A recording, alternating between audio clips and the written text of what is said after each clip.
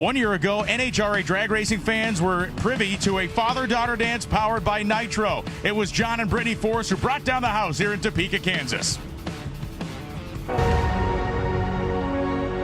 Going in to the final, that's something, and we're hoping to God we both win.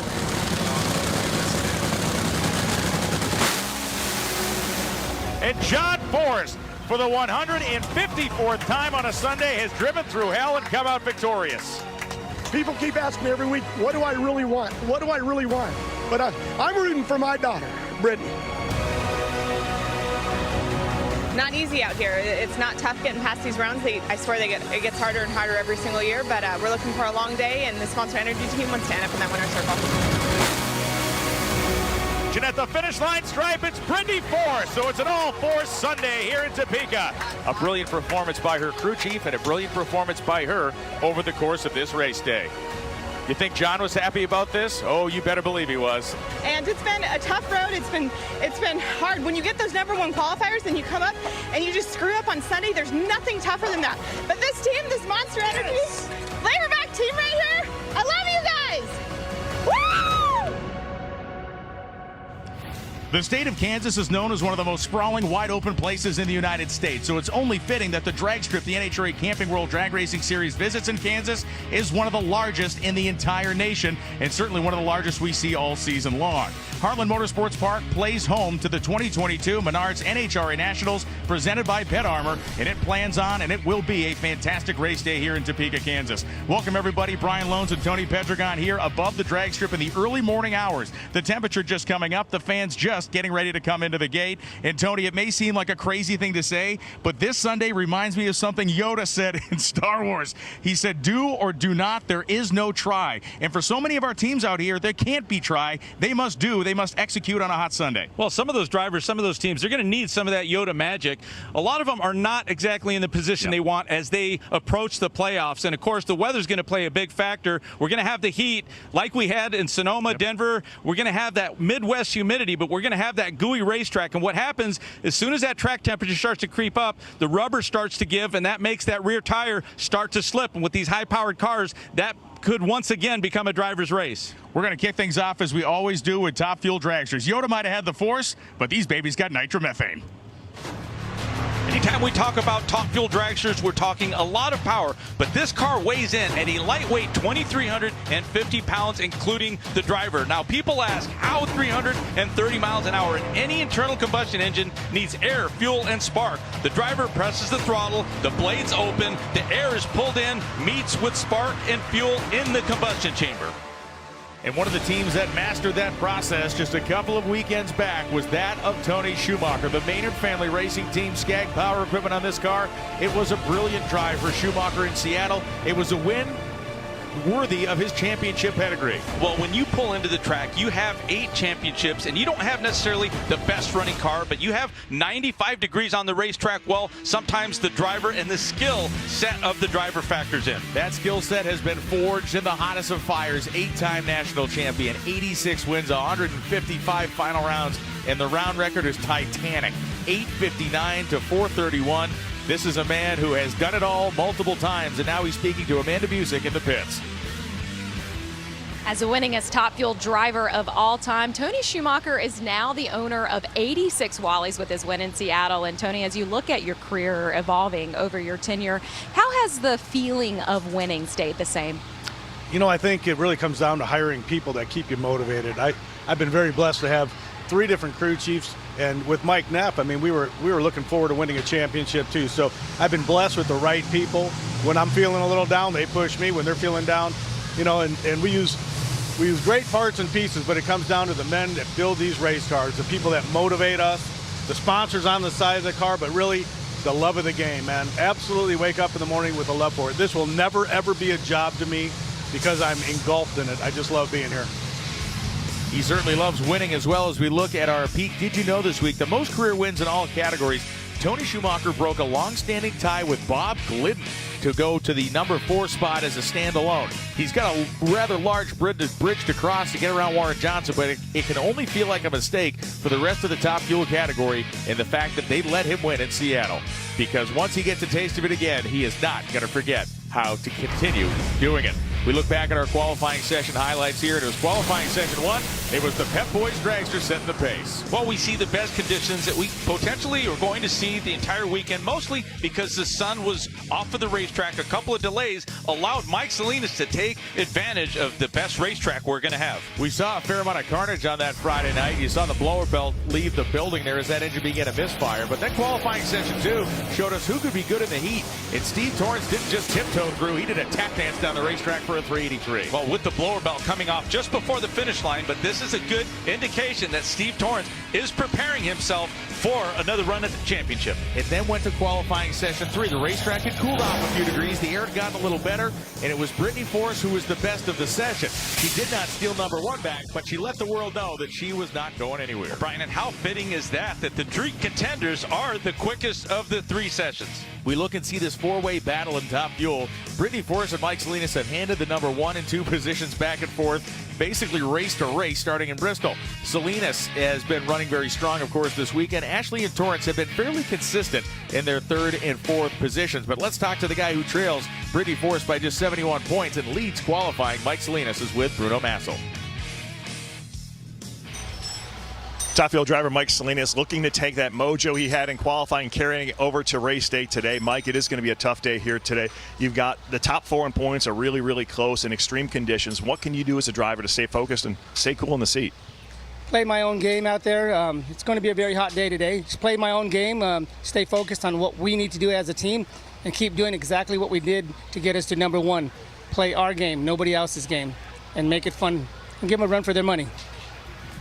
He is doing just that as we look at our competition ladder presented to us by Lucas Oil. Some huge matchups here in round 1, including Clay Milliken and Sean Langdon, Doug Coletta and Tony Schumacher. And Tony, the first pair we'll see on the drag strip in round 1, Josh Hart and Austin Brock. That's going to be a tough one, but take a look just below that. Antron Brown feeling that they are on the right track. They've got a meeting, a date with Brittany Force. And it's time to fire them up here. Round 1 eliminations at these Menards NHRA Nationals presented by Pet Armor. And we have a great first pair, Austin Brock and Josh Hart.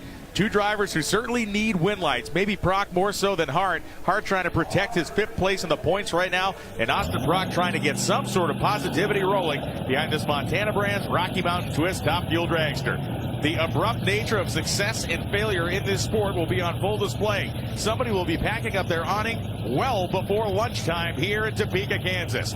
Both engines are fired, and they're going to roll them into the water box.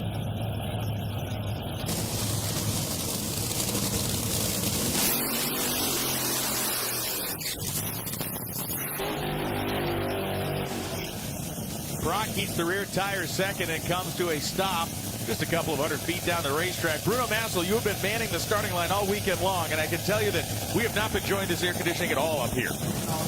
Yeah, let's not even go there right now, Brian. It is tough out here. Honestly, the best conditions we have seen all weekend. Earlier rounds today, some of the sportsman categories, cars were quick and fast. The track is not a question. Probably the best we're going to have. But the thing is, Austin Brock, can he keep it together? Spoke with him this morning on how they're going to right the ship today. He said his father, Jimmy, came over last night, sat down with the crew chiefs, and they found a couple of things that were glaring, staring him in the face as to why this thing is dropping a hole 80 feet out and then hurting itself. He told his son, Austin, be 40 on the train, hang on, because this thing's going to run a high 70. But Bruno, when you talk about an engine, you know, Jimmy Brock tunes a funny car. This is a Top Fuel car we're talking, but the power plant is the same. And for the most part, the setups are the same. The power is applied in a different way. So if Jimmy Brock lended his assistance, there's a good chance they could contain the parts damage. If they can do that, this car will perform. 2 of the quickest men in the category in the starting line. We're off with round 1 of Top Fuel Eliminator. Brock with a significant starting line advantage and another massive engine failure. Just pulverizing the engine near the end of the racetrack, and Josh Hart at 382.3 at 315 will drive to a win light. For the record, Austin Brock was running out of his life before the rods came out. Well, it's clear to see that the car was on schedule. It was on track. It was running better. It was outperforming Josh Hart to 300 feet. To the 8th mile, Austin Brock was still 0.02 of a second ahead. He got the jump off the starting line. And the engine damage is really because those rear tires broke loose. It just overpowered the track. While the overall conditions could be better, it just looks like they were applying too much power to the racetrack. You can see Josh Hart moving towards the inside of the lane. The traction was less there. Starts to spin the tires, and there is an upset Austin Brock once again. This has happened to this team all weekend. Proc's car and Josh Hartz have made the turn now. We fire up the next pair. Now, Tony, consider this. At 10:31 a.m., we fired up the first pair of Top Fuel cars, and Tony Schumacher was in 11th place in the points. At 10:36 a.m., or whatever time it is right now, that car is now 9th in the points because Austin Proc has fallen 2 places. Well, Tony Schumacher's just walking around the pits, and it's fallen out of the sky, and he'll take it. But they want to get back on track. I mean, they're coming off of a win, but they're going to look at their performance. They're going to say, look, we got to win. Now we need to get this car to perform a little better, a little more consistently. Now let's go to the top end, Austin Prox with Amanda Busick. Well, he leads the category in oil down penalties, so you can understand the frustration of Austin Proc. We saw you get out, punch the canopy of your dragster. What's the emotion behind that reaction?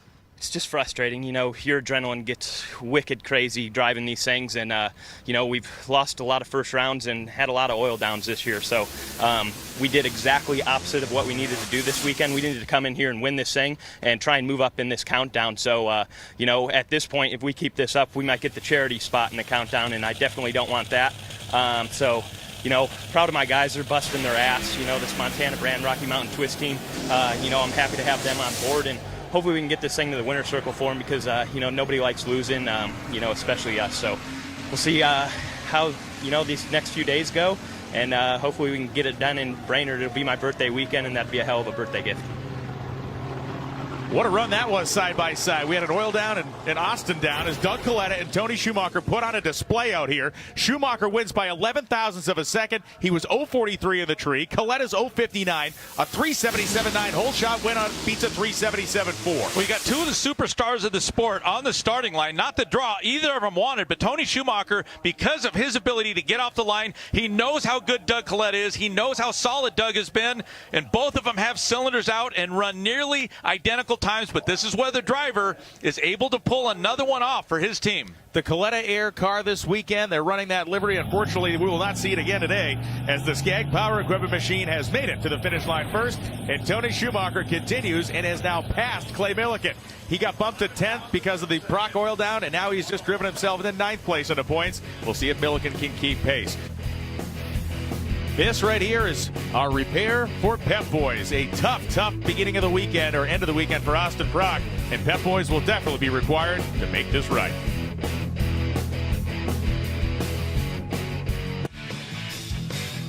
The Menards NHRA Nationals presented by Pet Armor is sponsored by Camping World, making RVing fun and easy since 1966. And by Lucas Oil, the world leader in high-performance lubricants and problem-solving additives. We are back here in Topeka, Kansas, a shot of the state capitol building in the city. A short drive from the drag strip as we have Brittany Force and Antron Brown. The hit parade of these big matchups in the first round continues. The Monster Energy top fueler. And for Antron Brown, we talked to him yesterday, and he said, man, we got this stuff fixed. David Grubnick has great history, and we'll talk more about that soon. The Matco Tools top fuel dragster for Brown. This would be a big one if Antron could get around Brittany Force. 300s on the starting line, misfiring cylinders on both sides, and Antron Brown picks up what is arguably the biggest round win of his season so far. Well, Antron's going to look back a couple of weeks ago. He knows that he didn't perform as good as he can off of the starting line. He fixed that. He got 300s, jump off the starting line, and early in the run, both of them cylinders out. That's going to take a lot of power away from him. It wasn't just Antron, it was Brittany on the other lane. However, Brittany's car looks like it gave up at about 700 feet. And while Antron's car was popping and banging and putting, he stayed ahead of her throughout the 1,000-foot racetrack. This team needed that, and they needed it a lot. We look at those two misfiring cylinders, both in unison on the engines. But for Antron Brown, it was 279 at this point in the racetrack. He already had 29 miles an hour on her, and her car went silent. You know, when you think about the performance of Antron's car, I mean, he still ran a 381 with the cylinder out at half track, so it does appear that these guys may be on the right track. A better memory for David Grubnick takes us back to 2005 in this week's Dodge Tales from the Strip. It was when Grubnick recorded a victory here in Top Fuel Racing as a driver against Larry Dixon. Tony, we look back on this race and we can see Grubby in the seat. Some of the younger fans may not realize this guy was a pretty serviceable top fuel driver. No, anytime you can knock down some wins against the competition back then, and David Grubnick, who knew not only was he an accomplished driver, but one of the greatest tuners in the making. It was a hearty celebration, as it always is when a Coletta Motorsports car wins. And unfortunately for Terry Totten, his car is not fired. The independent racer from Nebraska will not be able to take on or attempt to take on the Pep Boys top fueler of Mike Salinas. And for the number 1 qualifier, who is chasing Brittany Force, he sees a very good situation. We have more with Bruno Massel. You know, for Mike Salinas, the struggle yesterday, really, at a personal level, he was getting hot. As most drivers can attest to, but he told me it was something that he was starting to be a little concerned about. Today, he made some extra efforts with his nutrition as well as his water consumption and Gatorade electrolytes. He said, when you're sitting in these cars as long as we have to, when you got 2 runs yesterday with Sot, we're hopefully going to have 4 today. I've had to stay on top of my nutrition. It is a factor. We have seen it affect drivers negatively before. And Rob Flynn has some good nutrition in this motor. 381.1, 323.89 miles an hour. Not low ET around 1, but a clean run. And Tony, I saw 8 pipes lit the whole way. Yeah, and I think their strategy, their approach was good. I mean, we've seen a couple of 377s from Coletta, from Tony Schumacher, but they didn't really need to press. I mean, they were sizing up their opponent. A 381 more than likely would have done the job. And he hit the tree for an 0.42. Let's talk to Antron Brown. He's at the top end with Amanda. Well, I heard on NHRA.TV that Brian Karate called you a giant at the starting line. And when you look at this round win for you, is this the biggest one of the year for you? This is just the start of it right now, Amanda. Our whole team's been working hard, and we've been struggling. But, you know, Brian Karate, Mark Oswald, this whole Matco Tools Lucas Oil team, we've been working hard, and we're not quitting, we're not giving up, and that's what it gets you. It gets that first round win. Our car was on a 77, 78 run, and it dropped the hole there at half track, but we'll clean it up, get ready for next round. And that was a monster matchup to beat that monster car, because they're monsters and Grubenstein. So this is really, really good boost for our whole team as a whole. It's only going to get hotter and nastier, and we're going to get ready for second round.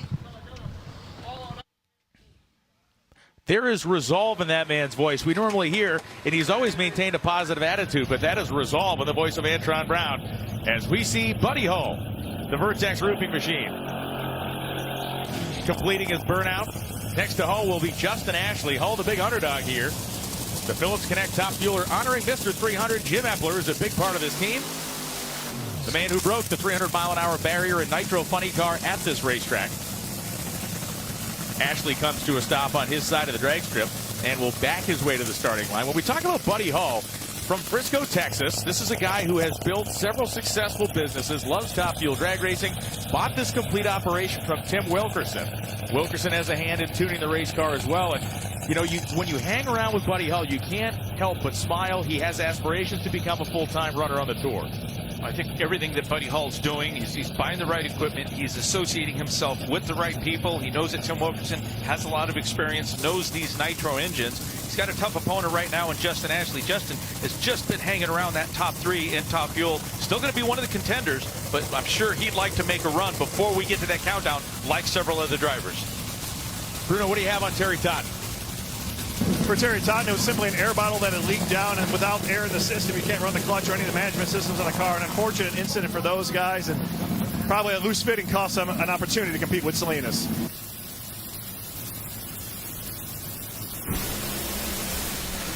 And a huge explosion off the starting line for Buddy Hull as the car spun the tires and oversped the engine. 384.2 at 320 miles an hour for Justin Ashley. All in a day's work for this Phillips Connect team. And Tony, I think they're all smelling blood in the water now that Brittany's out. Yeah, take a look at Buddy Hull. I mean, the problem there is tire smoke early, and these nitro engines, they don't really like to be revved up. I mean, at the step of the throttle, if they're able to maintain traction, they're going to rev up to about 8,600 RPM. When they lose traction, they can easily get to 10,000 RPM. They don't like that, and you can see the end result for Buddy Hull.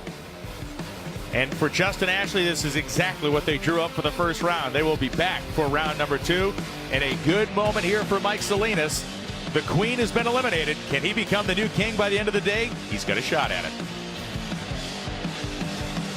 Back at Heartland Motorsports Park in the Coletta Air pit area. This is the Coletta Air pit cam. And you can see the team servicing the engine. Tony, we've been talking a little bit about this, but they are disappointed to lose, but they lost in a very tough fashion. I mean, they had the quicker car. Doug had a decent reaction time, but Schumacher was just better. No, they can leave this track with dignity, knowing that the car's performance is right where they would like to be as they get closer to the countdown, I mean, they may leave with the quickest car of eliminations. And talk about being at the wrong place at the wrong time. They would have wiped the floor with every other winner except the guy they raced in the first round so far. As we look at Kyle Wurtzel and Steve Torrence, let's talk to Justin Ashley. He's advanced to round 2. Well, Justin Ashley headed into the weekend third in the points. Now that Brittany Force is out of this race, are the stakes higher for you? Yeah, the stakes are a little bit higher, but let's face it, they're always high. We want to win no matter what, and this is an especially exciting weekend for us because we have Mr. 300 himself, Jim Epler, back in the house. We have everybody from Velocity in this house this weekend, and we want to win, right? We want to win every race that we can, and Brittany went out. They have a great team. I'm really happy for Antron, and they're moving forward, and just proud to be out here. We're having a good time. Round 2 is going to be tough no matter who it is, but we're excited for it.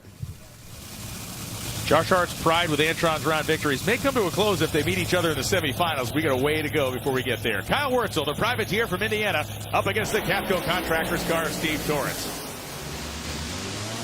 Torrence handling his business as a 4-time champion does, and no looky-loo, another 377. The third one of them will be seen this round. The other two coming side by side with Schumacher and Coletta.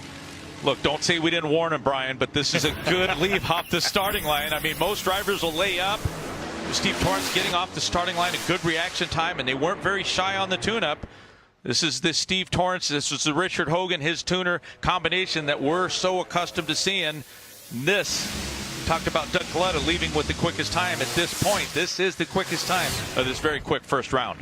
Steve Torrence will take it, a very strong run in the conditions as he comes around the bend, and it was clean as well. The next pair on the racetrack, Leah Pruitt wearing the Mopar 85th anniversary colors, and Doug Foley, based out of Mooresville, North Carolina, now Indianapolis, Indiana. And for talking about Leah Pruitt, we're talking about this weekend, we got to talk about Pet Armor with Amanda Busick. Well, as we take a look at Leah Pruitt holding on to the new addition to their household, meet Mr. Cash. And if there's one thing that drag racers might like more than their race cars, I would say it's their pets. Joining us here this weekend, we have the Senior Vice President of Sales at Pet Armor, Nathan Limke. And when you think of the association with NHRA, how did you know this was the perfect place for your company? Well, when you come out here, you can just see it's evident. When you walk through the pits, for example, you see pet bulls out there everywhere. You see the dogs around. It's just a natural fit for us. The spectators out here, the fans, they're all big pet fans. So it's a great fit for us. Great fit for us to partner with Menards, and it gives us a chance to get our brands out in front of the fans that are so passionate about so many things they do. Thank you, Nathan. Tony, an absolute fact, both you and I are dog owners, dog lovers. It's great to have their support out here this weekend. For Leah Pruitt, this is less about the pets right now and more about the win lights. Doug Foley inching his machine ahead, will be second to stage. Foley's out first and he smokes the tires. Leah smokes the tires, but she gathers it back up again.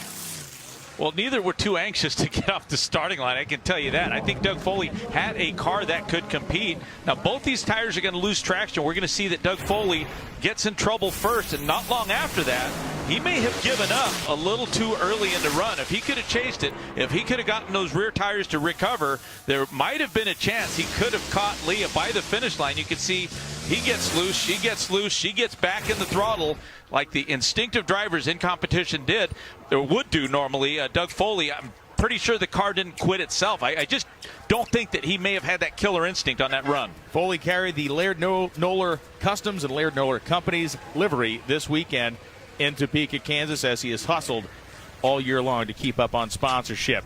It is going to be Sean Langdon, the DHL top fuel dragster out of the Coletta Motorsports camp, and it will be Clay Milliken. When we talk about the DHL camp, we talk about Coletta Air. There has been a great partnership between the aviation side and the drag racing side of that company. On the Tuesday before the Coletta Motorsports team left their Ypsilanti, Michigan home to head out for the Western Swing, they drove across town to meet up with their brethren at Coletta Air. Coletta Air is a vibe. It's a different airline than you've ever experienced. It's a family atmosphere here. 600 of the company's nearly 3,000 employees are on hand, along with the nitro-burning race cars of Doug Coletta, Sean Langdon, and J.R. Todd. Not only were the cars on display, they were fired up to give everybody the full ground-shaking experience. And we're a leader in much of the industry in engineering, power plant maintenance, flying a worldwide long-haul cargo. The power of the dragsters was contrasted by the power of the 747 and 777 aircraft that Coletta Air flies globally with their primary sponsor DHL and a host of other freight and logistics companies. In my field, we need a lot of people to be able to maintain these airplanes and keep them airworthy. The bottom line of this meeting of highly talented men and women is that their skill sets are always in need in the fields of racing and aviation to keep cars and aircraft performing flawlessly. Coletta Air is recruiting here this weekend, looking for aviators and mechanics. If you want to make a career choice, so that's your field, you may want to look them up.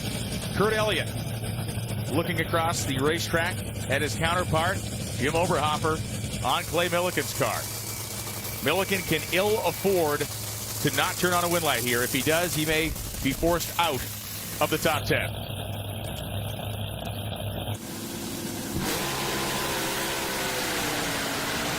A great side-by-side drag race, and the win light goes for Langdon by 5/10,000ths of a second. 381.4 beats a 381.9. That is brutal, Tony. Brutal. Well, you know, this is a lot like the Schumacher-Doug Coletta matchup. I mean, both drivers did everything they could, but it was Sean Langdon that really stayed the course. I mean, he got left on by the slightest amount. And that's the reason it was so close, because Clay got 5/1000ths of a second of a head start, and both the cars nearly identical at the finish line. Man alive, that was electrifying to finish round number 1. Let's check out our competition ladder. It will be Salinas and Langdon, Torrance and Schumacher, Ashley and Brewitt, and finally Hart and Brown, the 8 remaining cars on our Lucas Oil competition ladder. Boy, if you thought the first round of Top Fuel was topsy-turvy, wait till we get the Nitro Funny Cars fired up, and we'll be doing that when we come back after this. From Heartland Motorsports Park in Topeka, John Forrest waiting in the wings and having a sip of his drink. We are back here in the pit area of Heartland Motorsports Park. It's the Menards NHRA Nationals presented by Pet Armor. That is Jimmy Brock and his crew warming up Robert Height's Nitro Funny Car. Height, of course, the class of the funny car field. A very, very wide margin of points here, Tony, but how are they doing and what's he driving? Well, when you talk about a funny car, people wonder, well, they have the same engine as a Top Fuel dragster, but the dragster weighs in at 2,300 pounds. The Nitro Funny Car, 2,600 pounds. You can add a couple hundred pounds for that lightweight carbon fiber body, and the dragster will only out-accelerate this machine because it has a longer wheelbase. It's a long lever. It can distribute the weight, but the top speed of the Nitro Funny Car, like the Top Fuel dragster, better than 330 miles an hour. You always say that with a smile. As we look at Robert Height's season, he has had plenty of reason to smile. 6 victories so far on this year. He is on what is a pace that could reset even his best career marks. Well, with Robert Height and the team, you have the driver, you have the depth of the team, you have everything intact, in place, and you have the toughest year in the funny car competition that we've seen, and Robert Height is still rising to the top. We talk about Height's best years. You can see how that has grown over the course of his career. 3 wins in 07. 2022, he already has 6 victories and 13 starts. His previous best year was 2019 with 6 wins and 24 starts. There is certainly some magic in the air, and Amanda Busick's going to ask him all about it. In terms of points achieved, no other driver in any pro category had a better Western swing than Robert Height. And Robert, when you look at 3 races left in this regular season, then the championship, where are you guys informed to add one to your list? Well, I mean, I think we're in a good position. You know, we know we've got to continue to work hard. You know, these other teams are definitely not sitting still. They're trying, they're coming for us. We're going to test in Brainerd. We can't get complacent. We've got to work hard, and I'm happy with the way we are. But it really doesn't matter if you don't do it at the end. If Robert Height's been floating down the lazy river, Matt Hagan has been trying to tread water with concrete swimmies on, and it started here in Denver. Well, Brian, they were doing so well, but they came to Denver. They had the challenge, like all the other teams, of dealing with the high elevation, but they also brought out some of the parts that they wanted to try to prepare themselves for the countdown. We went to Sonoma, California, and things did not improve. He was wearing the Die Hard battery colors that weekend, and it was Cruz Pedregon who put him to sleep in the first round. It was 2 first-round losses in a row, something that this team was not at all settled for. And then in the first round in Seattle, a misfiring cylinder and a masterful pedal job by John Forrest retired him 3 and out. Well, that cylinder out as soon as John's car got in trouble. It looked like Hagan was out of power, but that's 3 back-to-back-to-back we don't see often. Tony, and then this happened in qualifying last night. Well, on the burnout, it did appear that those rear tires in the heat dried up, and when he started to roll into the throttle, well, there was no moisture on the tires to help induce the tire slippage. He tried to get the car off the track. He went to drive down the racetrack. If Matt had abandoned ship at that point in the track and jumped over the wall, they would have sent Robert Hight down the drag strip. He drove it through. The parachutes triggered, and the car stopped very deep in the shutdown area. He exited the car, but because it was so far down, they had to shut Hight off. And his run, which was interrupted, was definitely not the outcome Matt wanted. Now let's talk to Matt Hagan about the troubles he has seen over the last few races. It has been a tough couple of weeks for Matt Hagan and his team, and yesterday things got a little weird. But Matt, it's race day. How do you guys flip the script and put that behind you and move forward? Well, I think you learn from every run, I mean, whether it's good or bad, and we've had a few bad ones along the way here lately. But right now it's race day, like you said. We're going to turn this around, and it's also 85th Mopar anniversary, so no pressure there. We need to turn some win lights on today. But I believe in my team, and I believe in the combination that we have and what we're doing, and I really feel like we're going to have a long day today. Turn on some win lights, and I sure hope to talk to you later today. Championship teams need to be put through trials, and he is certainly battling his way through one now. We look at the points lead and how it has grown since Bristol. It went from 42 points down to 21, and it has swelled to a tumescent 228 points, and it doesn't look like anybody's catching Robert Hight by the end of the U.S. Nationals. We take a look back at our qualifying runs here. Funny Car Session 1, Bob Tasker III uncorked one on the crowd. As impressive as Robert Hight has been, so has Bob Taska, just not able to advance beyond second round in Seattle, but so impressive in Sonoma. But when you talk about performance, it is Bob Taska that has the car that appears to be the best. Mike Knapp definitely appears to have, and John Schaefer, a great handle on this race car, because in the final qualifying session, he outran the field by a ton. Didn't better his own marks, but was the only car that got within spitting distance of what they ran in that first session, our first round of Nitro Funny Car eliminations. The one thing Bob Taska needs to forget about is that highlight we saw of Jack Wyatt beating Matt Hagan in the round 1 in Denver. Yeah, take a look on the opposite side. I don't think Cruz Pedregon will be able to forget about John Force, and look at Tim Wilkerson out-qualifying Ron Capps. That's the way it looks on paper. This is the way it looks and sounds on the drag strip. Bob Tasker III, the BG Mustang, the #1 qualified car at 393. Backing his way to the starting line. As Tasker makes his way back closer to his position, Bruno Massel, what do you have on Bob? Talking with Bob this morning, he said the one session they missed on yesterday, they learned the most from because they found the edge. This is a car that went 93 and 94 in qualifying. They haven't missed much as of late. And Bob's a guy who is never lacking for confidence, but I'll tell you something, right now they have leveled up, and this team is peaking at the right moment as we get nearer to the countdown. It certainly all looks great. And now for a guy named Matt Hagan, who faced down Iowa's own Jack Wyatt in Denver and lost in the first round with a bye in the second round, Bob Taska has the same scenario here. He wins, he has a second round bye. Is the challenge here not backing the car off too much? And that's not being disrespectful to Jack. Jack's car is not running a 90 in the heat. Well, the reality is that, this has been the strongest car. They've run good, and when it's cool in Sonoma, they were very impressive. When it gets hot, it's equally as impressive. So I think for Taska, we've talked a lot about Hagan and Capps being the challengers. Right now, it's all about Robert Hight, but Taska has the best running car right now. The Tom Swan Construction Dodge inches in next to Bob Taska III. Taska's out first. There will be no magic for Jack Wyatt in this first round. 397.3, 322 miles an hour for Bob Taska. Wyatt a respectable 432 before shutting the car off at 220 miles an hour. Right, everything is impressive about this run. Taska getting off the starting line, but this really goes to show you, this showcases the range of the tuner. This tells us that he's able to pull the car back. A lot of times, to your point, what you asked me earlier, Brian, is when you pull these cars back so much, they do things they really don't want the tuner to do. They can stick the tire. So it appears that he made the same amount of power. He just pulled the clutch back, and that's great for a tuner when these cars become very predictable. So now we go and look at Bob Taska's car being freed up and pushed off the track. Steve Torrance won in the first round, and he's with Amanda. Well, Steve, you've been telling us this season that you guys are in test mode getting ready for the countdown that's coming up. How does that change your approach on race day? We got to just go one round at a time. We got that car going in the right direction. I'm really proud of those Capco boys, and that dragster has been the best out here for the last 4 or 5 years, and so you got to build on that. But I'll tell you, at the end of the day, we're not going to go in as the #1 seed for the countdown, so we're really fighting for less than half a round in between 2, 3, 4, 5, whatever. So we just got to keep our guns loaded and show up ready to do our job and let them Capco Toyota dragster go to the top.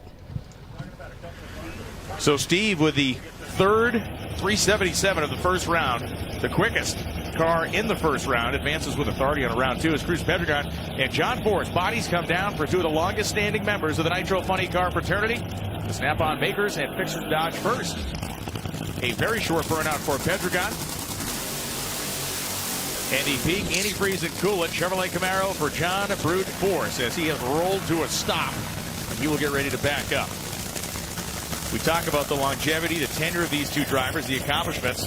Multiple-time champion for Pedregon, of course, a gazillion-time champion for Force.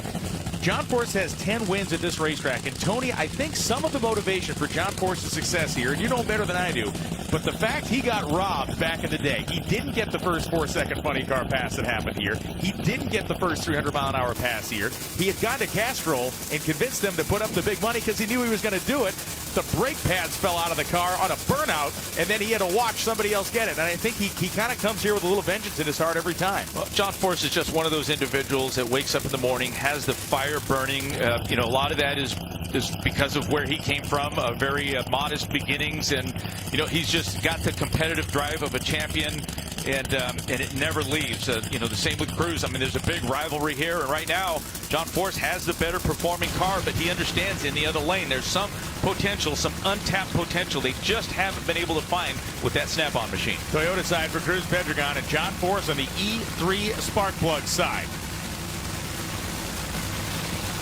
They both went in deep, but John Force doesn't leave. Oh, Cruz goes red by a country mile. What a bizarre start to this drag race. What a bizarre start to this race. As Pedregon went very red, John idles the car off the starting line. And let's just say John won't have lane choice next round. Brian, I've seen a lot of things, and that's no big surprise that both of these drivers, a lot of strategy goes in. Take a look. They're both pre-staged. Now you can roll the car forward to so far and use some of the real estate like Cruz did in the Snap-on car. You can see the top light goes out. John Force does the same thing. Here's the problem. Cruz leaves before the light counts down. Now what happens in the other lane is really what was so unexpected. Cruz just jumps the gun. He breaks focus. The fact that he did it, he was probably looking over at Force, anticipating John doing the same thing. But the fact that John didn't leave the starting line is really beside the point. He advances into the next round. John Force has won many, many rounds over the course of his career. Very few of them have come with an elapsed time of 23.67 seconds as Cruz walks to take his helmet and gear off and head back to the pits. When we come back, the Nitro Funny Car round will continue.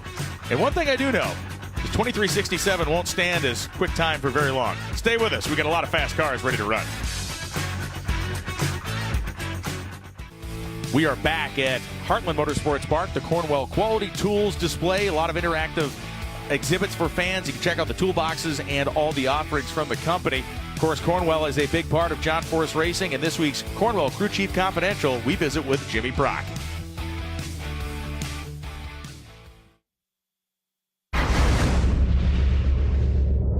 Standing here with Jimmy Prock, crew chief for Robert Hyden. The points chase and funny car was really close a month ago, and over the past month, you guys have blown it wide open. How have you done that? What has been the magic sauce for you guys at this point? Well, we just managed to keep our momentum going. We've run good races. We've tried to race smart, go up and down the racetrack. Takes good driving. There's been some close races. Robert's helped us. Crew's done a good job, and in Seattle, we got a handle on our 130-degree setup, which hopefully, that'll help us here. It's obviously going to be that hot or hotter, and so hopefully we can keep it going. And that is a good look at the handle they had on that 130-degree setup that they used to their advantage in the final round as Robert Hyde and Jim Campbell take center stage. Campbell in the DePinto Logistics Dodge, and Robert, of course, in the red, white, and blue Auto Club Chevrolet Camaro. For Campbell, who qualified at a 4:06, this very warm racetrack is a place that does become an equalizer. But as we have seen, funny cars running very strongly in the mid to high 390s, top fuel dragsters running in that 370 zone. It may be a little bit sportier than some people give it credit for right now as both cars stage. Height's car gets loose at the top end, and Height, by the skin of his teeth, escapes. 4003, 273, 4062, and 310. He said, "Blessed mother of acceleration, don't fail me now." Yeah, the cause of traction were no longer working. But, once upon a time, Jim Campbell was a much easier matchup. But, I was fixing to say, Robert Hight, if they make a mistake, Campbell's going to be there for the taking. But you cannot put yourself in a position to win when you're 0.05 of a second slower off the starting line. That's one of the things that Robert Hight does so well. They have a car, and when it misses, when the tuner misses, the car lost traction near the finish line. Well, you have a guy like Robert Hight that gave you a built-in advantage. Now let's talk to Cruz Pedregon, who's with Amanda. Cruz, it's simply what happened. Redlet. Yeah, that's what happened, redlet. If you replay that starting line, what would you change? Don't know. Just everything happened so fast up there. I went in, seemed like a light took a long time, and then I wasn't intending a deep stage. I saw my light go out, and just seemed like it took forever up there. I thought my body said it was time to go and took off. But red light happened. It's a lot of pressure out here trying to win. We didn't really get our best qualifying effort. We have a new car. We're adjusting stuff in the steering wheel and the brakes and the way I sit in the car. But we've just got to get more runs. I got to get better, and we'll do that. We'll get better. It is a grinding season that gets punctuated by moments like that. Mopar colors for Matt Hagan. 85th anniversary of Mopar being celebrated on both his car and Leah Pruitt's. Chad Green from Midland, Texas is across the racetrack from Hagan. Now, Chad Green is an interesting case, Tony. He is one of the few, and I guess we call him the proud, that is not a full-time racer, but has an active shot to race into the top 10 to be part of the countdown. And he has a fighting chance to do it, but he has to get around Hagan here. Bruno, let's talk more about Matt Hagan. Checking in with him this morning, he told me that he and his team have been humbled by what's been transpired over the last few weeks, last month, or so to speak.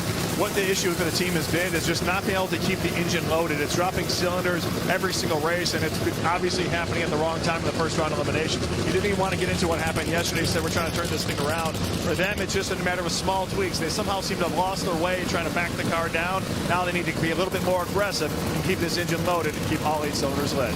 As is so often the case, we saw that shot of Tony Stewart. That man has already won this weekend. Donnie Schatz, his guy, won the famed Knoxville Nationals last night in the world of sprint car racing.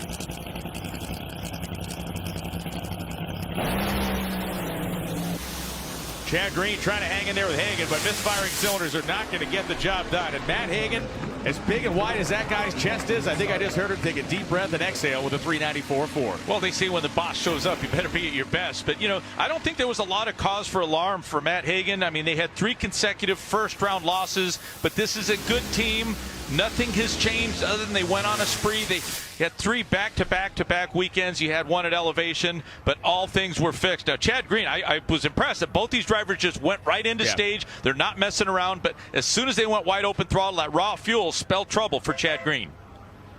So Matt Hagan driving to another win light. Now let's go to the top end, talk to the other half of that bizarre first-round matchup, John Force. John, I think there was a lot of confusion for all of us. How would you describe that? Well, no confusion for me. I know Cruz. He knows the game very well, and he knew I was going to go deep. When you do that, you give away lane choice. You're just not going to get it. And he rolled in, and I was getting ready to go deep, and he left. And there was just, if I made the run, I don't think I would have got lane choice. We'll have to see what the other guys do. I felt bad for him, but I've been there. So he's a great racer, and we'll just move on to the second round. Some Gary Kasparov level chess being played up there in the starting line, apparently, as Blake Alexander and Paul Lee complete their burnouts. The head contractors Mustang on the right side. And for Paul Lee, the McLeod clutches Dodge. It has been a bit of an up and down weekend for Lee. He's run 2 runs in the 4.0 second range. One of the qualifying runs he completed a burnout, the car quit running. But for Blake Alexander, a 394.9 to begin the weekend. He ran a 399.8 in the final qualifying session, which should set them up pretty well for today. Look, when we've seen Blake Alexander on, and Jim Head, of course, the tuner, the owner of that machine right there, I mean, when he finds that rhythm, I mean, these guys will easily advance to the semifinals. Still going to have to work for it. I mean, into the other lane, Paul Lee is not an easy opponent. It's a relatively new team that he is still working with, and I've seen a little more consistency out of that car, that Paul Lee machine. They've seemed to contain the parts damage, but you look around, there's some familiar faces. These crew members have been with several teams. It's just a matter of them putting it together, and it's just it's such a tough opponent when you go up against Paul Lee, because if they hit it right, it just doesn't allow you the luxury of pulling the tune-up back much. In any sport, you saw that statistic come up on the screen, 0-8 in the first round. You don't want to be the guy near the lane when they figure out first round, and they will figure it out. We'll see if that's the moment here. Blake Alexander will be trying to stop him with everything he's worth behind the wheel. Paul Lee's out first. Alexander has problems, tries to pedal the car, and it will be a coasting match as Paul Lee, his first round win of the season, goes 4:25.0 at 234 miles an hour. They're not going to hang that time slip in an art gallery, but the win light's good looking. Well, Paul Lee definitely had the right idea. He got the jump off of the starting line. He might have rolled the car in a little, but he did everything. Even when a driver deep stages and utilizes some of that real estate that's available, you're talking 7 inches that the driver is allowed to roll the car in. But even after you do that, it does require some skill in terms of the brake pressure, the driver maintaining focus. You could see Blake Alexander losing traction early in the year, and that is pretty much what sent them home. Looked like Alexander's car at one point had the front end up. Man, it was dead hooked and rolling. He had to pedal that car. Paul Lee is moving on to round 2 as that team will service the McLeod Clutches Dodge. Ron Capps is on tap when we come back. The Menards NHRA Nationals presented by Pet Armor is sponsored by Menards. Save big money at Menards on all your home improvement needs. And by Pet Armor Plus. Don't overpay for flea and tick protection. Our own Melissa Coleman on screen with Oakley. That is Oakley the St. Bernard, who has quickly become a favorite of ours here in the broadcast booth. Drools more than you, Tony. I've been bit twice by that dog, but good bites. Ron Capps and Tim Wilkerson heat the tires as the Levi Ray and Shout Mustang of Wilkerson. And the Napa Toyota GR Supra of Ron Capps. And Wilkerson is a scary draw in the first round for Capps and crew. Well, he's out-qualified Ron. He's been more consistent, and that's what makes Tim Wilkerson so dangerous. And you look back at his record here at Topeka. This isn't far from his home base, and he's done well. He's won plenty of races here on this racetrack. We see the body coming up here, that Summit onboard camera giving us a look inside the cockpit for Tim Wilkerson. Some of those hand signals, Brian, are when he said up, he wants to increase the idle, whether it's 5 or 25 or 50 or 100 RPM. They want to increase the idle to try to hit the target of 2,600 engine RPM. More information on Tim Wilkerson, Bruno. If it wasn't for a broken wide open throttle switch, Tim Wilkerson would have had 3 good runs in qualifying. It assures me that the 2 he made were at the top of the sheet for both those sessions. He said the parts are looking good. The team is starting to gel. Now it's time to take it out on race day. He goes, I don't like to back things down. I like to play aggressive. When you run Ron Capps, you can never back down. He is absolutely right. As that man, Dean Antonelli, along with John Medlin, tune this car, and they have negotiated all different types of conditions very well over the course of this season. Find out what he can do here. In Wilkerson's car, you can see the smoke rolling up into the body, and Ron Capps' car spinning the tires and putting cylinders out of 4.401 at 245. So interesting, Tony. Early in the session, we saw a bunch of clean runs. Now we're seeing some tire smokers and cylinders out. The temperature is starting to creep up, and that aggression is why Tim Wilkerson's car lost traction early. It was more than likely the initial wheel speed was too much, and once it starts, it's not likely going to stop. I mean, this looks like a carbon copy of his failed qualifying run. And here's Ron Capps, gets to about half track, gets off of the concrete onto the asphalt, and starts to get the tires loose. But Ron Capps, good car control, off and on the throttle, did enough to get it to the finish line. I will say this once and slowly, Tony. Ron Capps will have lane choice by 19 seconds for second round. Let's go to the top end with Amanda. Well, it is his first round win of the season. And Paul, describe the moment you saw that win light. Yeah, it's been a long time coming. We're rebuilding. It's coming along slowly. Jason and Dustin and the guys are doing a good job. I mean, it's coming along a little slowly, and that's our first round of the win of the year. Got a little lucky. I think the pant pressure switch shut it off down there about 800 feet. So, hey, it's about time we had a little luck come our way.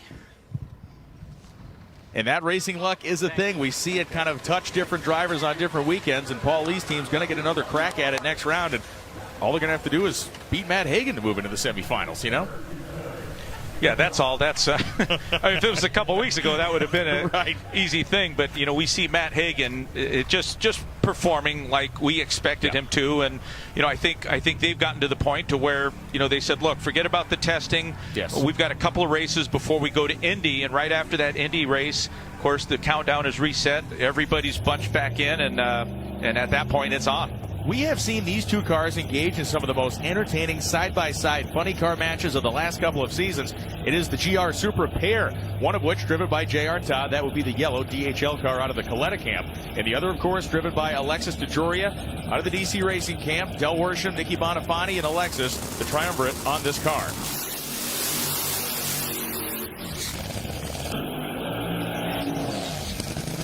So far over the course of this 2022 season, the two have seen each other just a single time, and Alexis does have a 1-0 advantage over JR. Maybe the most memorable run we saw them make side-by-side was that Bristol final in the 2021 season where she won on a hole shot against JR. Yeah, they've put on a lot of good races. You know, I think there's definitely somewhat of a friendship here. You know, it wasn't long ago that Alexis was part of that Coletta team. And, you know, they branched out on their own, and they brought Nicky Bonifani, Del Worsham. And they've really come to their own. I mean, this car is so consistent. You know, there's a friendship, there's a rivalry, and, you know, there's 7 and 8 qualifier. And you look at how they've performed in qualifying, and it appeared that J.R. Todd really kind of lost the handle. But, you know, both of them, that very first section, which are probably the closest to these conditions that we have. They both ran near identical elapsed times. You see those logos for the Pep Boys NHRA Funny Car All-Star call-out. That race is coming at Indy, and J.R. Todd to this point is not qualified for it. You have to gain your position in that event. 8 cars through qualifying. He's still trailing Tim Wilkerson and has one last opportunity in Brainerd to gain points. Now, he's not thinking about any of that right now. What he wants is a win light, and he wants to see 4 of them here on Sunday. And Alexis goes red.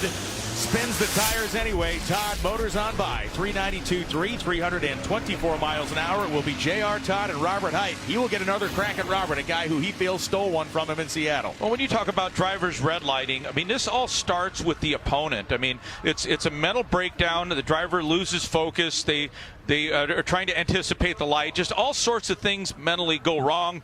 It does appear that J.R. Todd's car was going to outperform Alexis. Her car breaks the tires loose. But it really starts with that foul start. And I mean, she's going to look over at J.R. Todd. I'm sure when she looked at the ladder last night, she's looking at what J.R. did a couple of weeks ago. I mean, he got to the final round. He lost a close race. He's just good off of the starting line, and Alexis just pressed a little too hard. Let's take a look at our round 2 ladder presented by Lucas Oil. Bob Tasca has a free trip into the semifinals. It'll be Hagan and Paul Lee.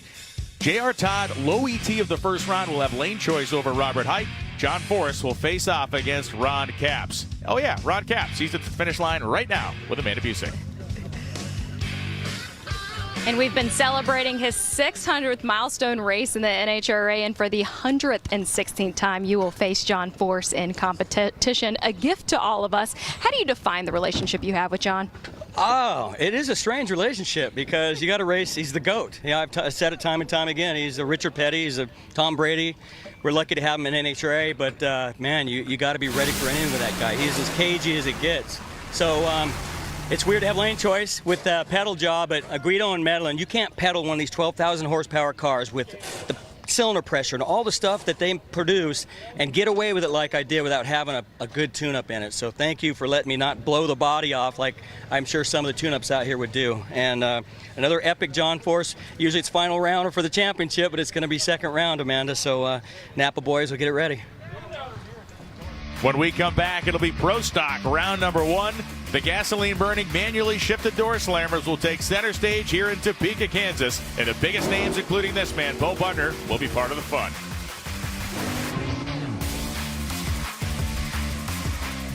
We are back here in Topeka, Kansas, but specifically in this video, we are back in Seattle, Washington, with a blue hat and the Wally being handed to Troy Coughlin Jr. upon the completion of his first ever victory in Pro Stock, staring near disbelief that he finally pulled it off. And Tony, this is a guy who's on the rise in his very hard-running Pro Stock car. Well, how do you reach speeds of over 210 miles per hour with doors? Well, they have plenty of Camaros sprinkled in with a few Mustang, all powered by a 1,400 horsepower Chevy engine. No wings for downforce. They trade that off for minimizing the drag by smooth aerodynamic and carbon fiber body shells. The drivers have a very technical job in these race cars, and the ones that do it the best are the ones that we find in the late rounds. And for Troy Coughlin, he drove the race of his Pro Stock career. As young as it is, he did such a good job at the starting line and had that elite motorsports performance to back him up. He joins now his father and his uncle as a winner in drag racing's most difficult club to join. we look at the Coughlin family business. It is Troy's third full season in Pro Stock. He has 34. His first win came in his 34th career Pro Stock start. He is only the 71st different person to win in Pro Stock, and there have been 910 events. And again, the third Coughlin family member to win in Pro Stock. Amanda Busick is with the man who won Seattle, Troy Coughlin Jr.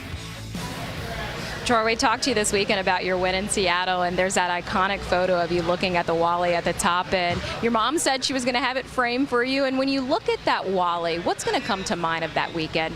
Oh my, there's tons of emotions. It's such an emotional sport, along with the passion that you bring with this. So just a reminder of the hard work that all my guys do to this thing to keep this thing on the ground. And we've been through a lot this year together, and we're gonna keep trucking. And now let's look back at our qualifying highlights in a Pro Stock Eliminator. It is Kyle Koretsky and Greg Anderson, the two KB Racing powered machines. And the HendrickCars.com Camaro, as shown on our Summit onboard camera, has been very strong, Tony, the last couple of races. Greg Anderson definitely has the horsepower to achieve win number 100 this weekend. Well, we're slowly seeing the narrative change. It's Greg Anderson that's coming on strong, but the gap has closed. It was Erica, and only Erica. It seems that she is going to have company. Erica trying to get her round number, a 40th win, and join Kurt Johnson and Mike Edwards with those marks. Let's talk to Greg Anderson, who's with Amanda Busick. In his pursuit of the milestone Wally, Greg Anderson would become just the second pro driver in history to be the owner of 100 Wallies. And Greg, when you think of that this morning on race day, what is your gut telling you? Well, I'm trying not to think about it, Amanda. That's certainly not what I need to focus on, but I do need to focus on how do I win this race, because obviously I've forgotten how over the last few months. So I think we're getting close. We're definitely got a hot rod that's ready to win. I hope the driver to cooperate today. We'll see. Maybe it'll be a magical day, maybe it won't, but it would be a great place to get her done, I'm telling you. Let's look at our Lucas Oil competition ladder. It will be Anderson with the bye-run first round. Butner and Hartford, that'll be a rock fight. If we go down to Koretsky and Mason McGahey, that should be fun to watch as well. Well, Dallas Glenn, Derek Kramer, there's a couple of sharpshooters that will be in that matchup. So often, the battle's settled at the starting line in this category. Is Matt Hartford, the Total Seal Piston Rings Camaro. Buddy KI point through the windshield. Now let's ride along with Bo Butner, the Johnson's Horsepower Garage Camaro. A brand new race car for Butner this week, the shift light. Glowing in his face and your face as well, and it will be Butner. That 010 light, his best leave of the season. 6.701.204. He outruns Hartford 6.71.1. Well, Bo seems to have his wish coming true. He's got a race car. He's got an 010 light that pads the race for him against Matt Hartford. So Bo Butner going to the next round in the new red car as Christian Quadra and Fernando Quadra Jr., the brothers, have found each other in the first round once again. Their Mustangs dueling in orange and red, both with the Corral Boots logo on. A 009 light for Quadra Jr. Brotherly love has gone out the window, at least between these two. And at the stripe, it will be the brother a whole shot win for Junior. 668.7 beats a 666.1 on that 009 light. Yeah, for Christian Quadra, that may stand up as one of the quicker runs in Pro Stock. He's going to wish he could have a rematch, but there are no redos. Razor tight now as we see Derek Kramer line up next to Dallas Glenn. Rad Torque Systems on one side, the Get Biofuel, Cherry Hospital Camaro, and Kramer on the other. Oh boy. A 28 and a 64 reaction time. If I'm Dallas Glenn, I'm taking that 28 to the house, and he does. 666.9 at 205 as Kramer goes 667.9 at 205. It was 100th different in performance, but 400's basically in the starting line. Yeah, when you give up that kind of performance on the starting line, you have to look at your opponent. Dallas Glenn was quicker in every qualifying session. Mason, where you going? A triple-digit red light start for Mason McGahey as Kyle Koretsky, an 028 light on the Lucas Oil, in the Lucas Oil Camaro. A nice start for him, and just a tough break there for Mason. Almost like when he brought the car up on the revs, the clutch pedal jumped through his foot. Well, Brian, we've seen this in other categories. When a driver knows that their backs are against the wall, they're going to come out swinging, and occasionally they'll just try to press too hard on that starting line. Stanfield and Caruso, another red light. This one a 008. Just very tight for Camry, but a red light is a red light. Up and gone first was Caruso, but too quickly, much like when the check is delivered at the end of dinner, Tony. There are no difference. Not like orange. Red is red, and the drivers might go in a little denial, but again, Camry, like a few other drivers, just pressing too hard on the starting line. Greg Anderson the bye, and they tried something, and Greg, I'd recommend not trying that again.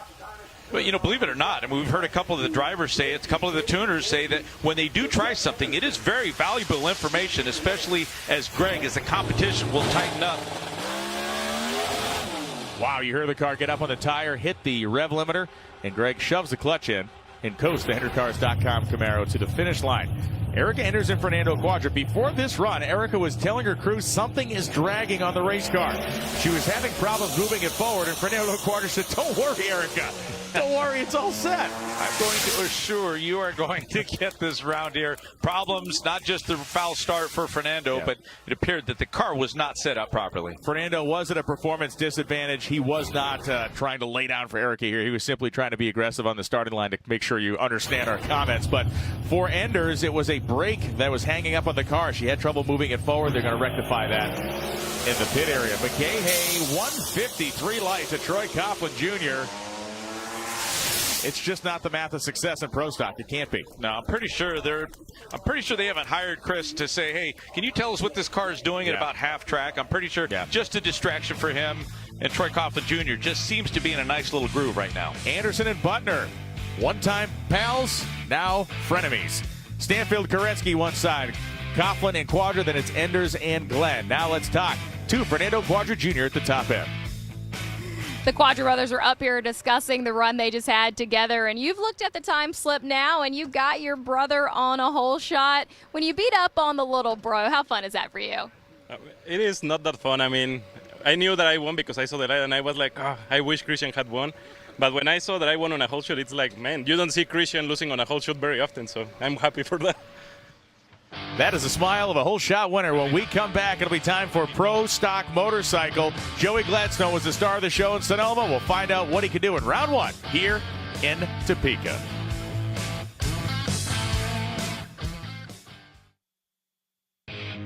We are back here to Topeka, Kansas, and more importantly, the motorcycles are back here this weekend. Tony, the last time Pro Stock Motorcycles ran here, Mbop, the song by Hanson, was on the charts. It was 1997. I was 17 years old with a bad haircut. Unlike Joey Gladstone, the best hair in drag racing, his first career victory came in Sonoma. Brian, I'm sorry to say I remember that. I remember that well, but I also remember that a couple of weeks ago, Joey Gladstone won his first race, and he's coming here setting quick time in every session we've had. We take a look at Joey Gladstone's bio with his 8 seasons running of NHRA Pro Stock Motorcycle. His best finish in points was 8th in 2021, and he is set to decimate that.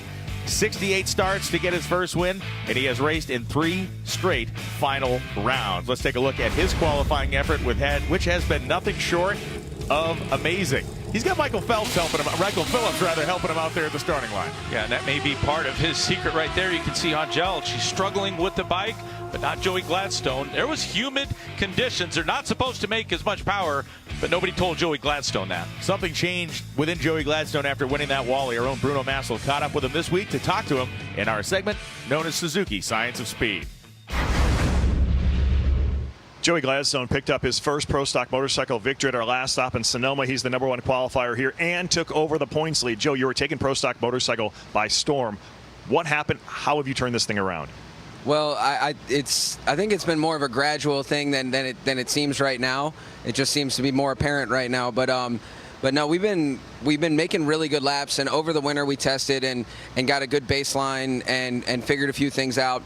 And it's been very, very small, minute changes that have added up to, getting quicker and quicker and round wins and more consistency. And my confidence is growing on the motorcycle as far as, leaving the starting line, knowing that my bike is going to perform in hot conditions, bad conditions, good conditions.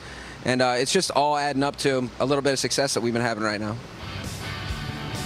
The point standings show a big thing. Joey Gladstone, for the first time in his career, leading the Pro Stock Motorcycle points, followed by Angel, Steve Johnson, Matt Smith. That's going to be a big story today. Eddie Krawick, Angie Smith, Karen Stouffer, Savoy, Ingerson, and Ayler rounding out the top 10. Let's look at our Lucas Oil competition ladder. Tony, I want to pay attention to one pair in this ladder. Bottom right corner.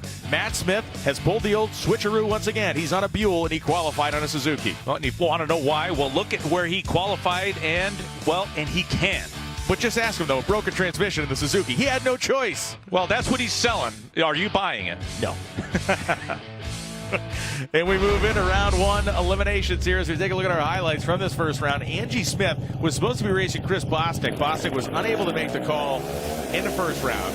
You can see Angie having to use some body English, had her leg out to try to guide that bike toward the center line.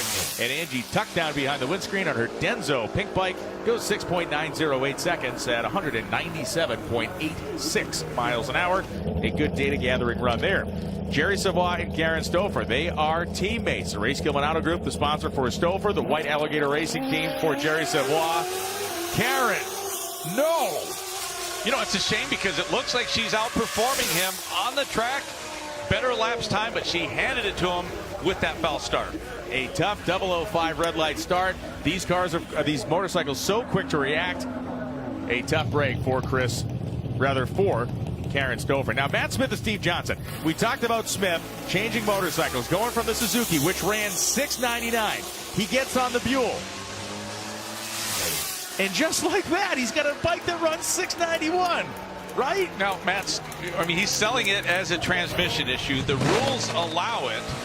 And as long as the rules allow it, now is it right? Are they going to change the rule next week? More than likely. It just seems to be a little bit of a gray area, but not if you ask Matt Smith. I mean, the motorcycles are not racing in the race in Brainerd next week, but I have a feeling the tech department will be doing a shot ski of Pepto-Bismol in the by Andy. Ellie Tonglet, 15 on the tree next to Mark Ingerson, and Ellie Tonglet riding the motorcycle of Kelly Klontz, runs 691.1, which is among the quickest runs of the entire first round of eliminations. You know, it's like Ellie never got off the machine. Of course, he had one warm-up race, but based on his performance, even in qualifying, he is looking like he is going to compete here. Sean Evaristo on the Scrappers bike. You can see that bike after the burnout. It appears the transmission had some sort of a failure. It was locked up, which allowed Angel and the Vance & Hines Vision Foods Suzuki to have a competition single. Lots of mechanical trouble in this first round of motorcycles, and apparently in the final round of qualifying motorcycles as well. If you ask Matt Smith, 697.0 for Angel. That's amazing to watch the Suzuki. You saw Matt Smith when his bike was idling. The difference between the V-twin and this inline four-cylinder, a much higher revving machine, and it seems like it's smoother on the idle. Full-on paint shaker on that baby when it's idling. And here's the star of Sonoma, Joey Gladstone. Long odds here for Dave Barron on the starting line as Barron leaves second behind Gladstone. And Joey rocking, rolling, and screaming to a 683.4 at 197. 700's better than anybody else on the sheet.